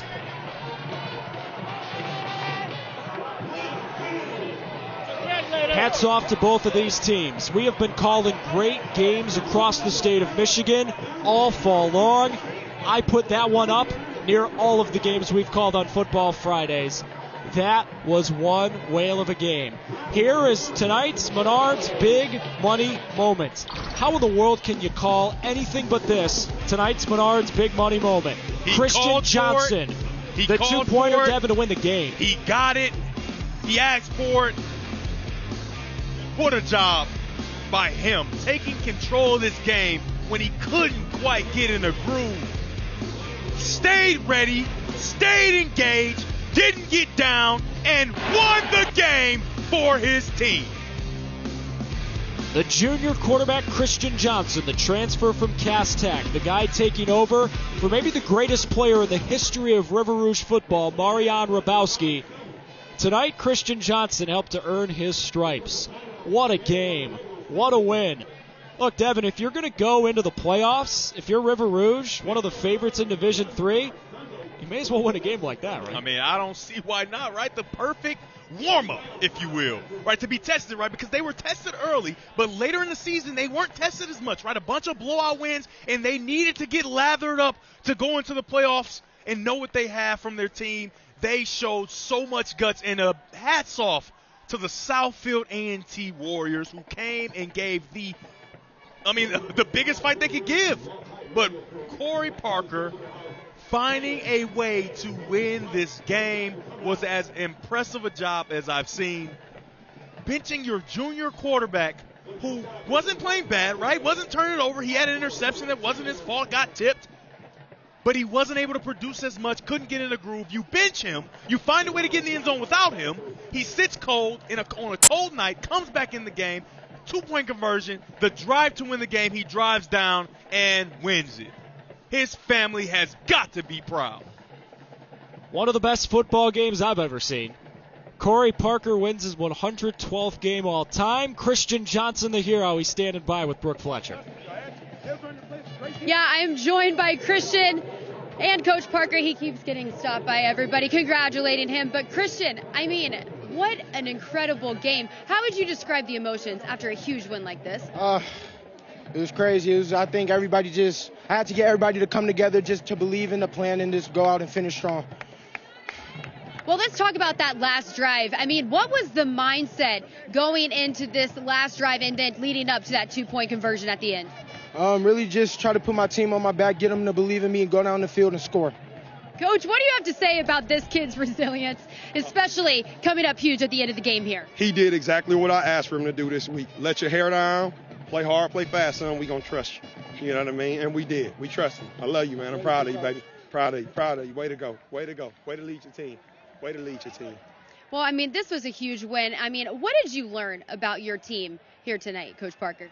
Just that survival instinct. Remember, we didn't play a game last week, so we knew what was going to happen today. We knew we could get up, but some bad things could happen very, very fast when you take a week off of football.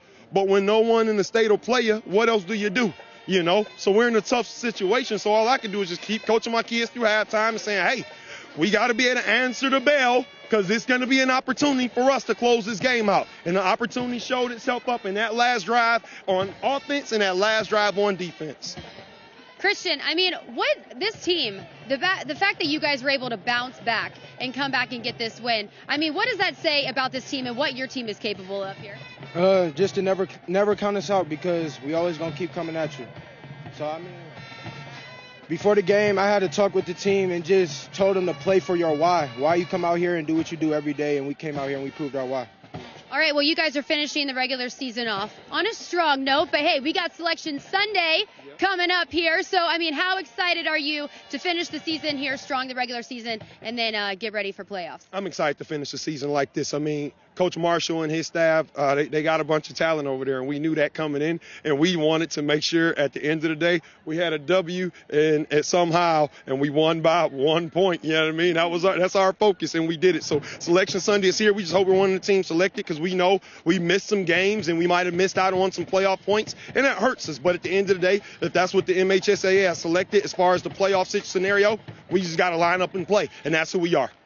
All right, well, your only concern now is going and celebrating with your team. So congratulations, you guys. Oh, well, go dance with your band. We're going to dance with the band. If they don't dance with the band, they got to practice tomorrow morning right here at 6 a.m. Oh, well, you better go dance, Christian. Yeah, all right, they're waiting on you. Congratulations, you guys. Evan, I'll send it back to you. Brooke, thank you. That is one of the best football games that we have covered all fall long. And, Devin, that is some pure, raw emotion from Christian Johnson at the end of this game, man. Yeah, I mean, the families on both sides have to be extremely proud. The families of not only the players, but the coaching staff as well. Southfield A&T coming in this game 2-6 came and gave everything they had with a sophomore-led team. And River Rouge does what they should do in a game at the end of the year, and they finish the way they finished for the most of the year. Tip your caps to Southfield A&T in their last game of the season. A young, developing, growing team battled maybe the team that's going to win the state championship in Division III. But tonight belongs to the River Rouge Panthers, and one of the finer football programs in the state of Michigan survives. What a ball game from Panther Stadium tonight. Our final score, Rouge 45, Southfield A&T 44 in an instant classic. Next week, we cover the district semis of the playoffs. The matchup going to be announced on Sunday. Selection show 5:30 on Bally Sports. For Brooke, Devin, producer Brian, director Matt, stage manager Lexi, statistician Donald, I'm Evan Stockton saying so long from River Rouge High. Have a great rest of your Friday and your weekend.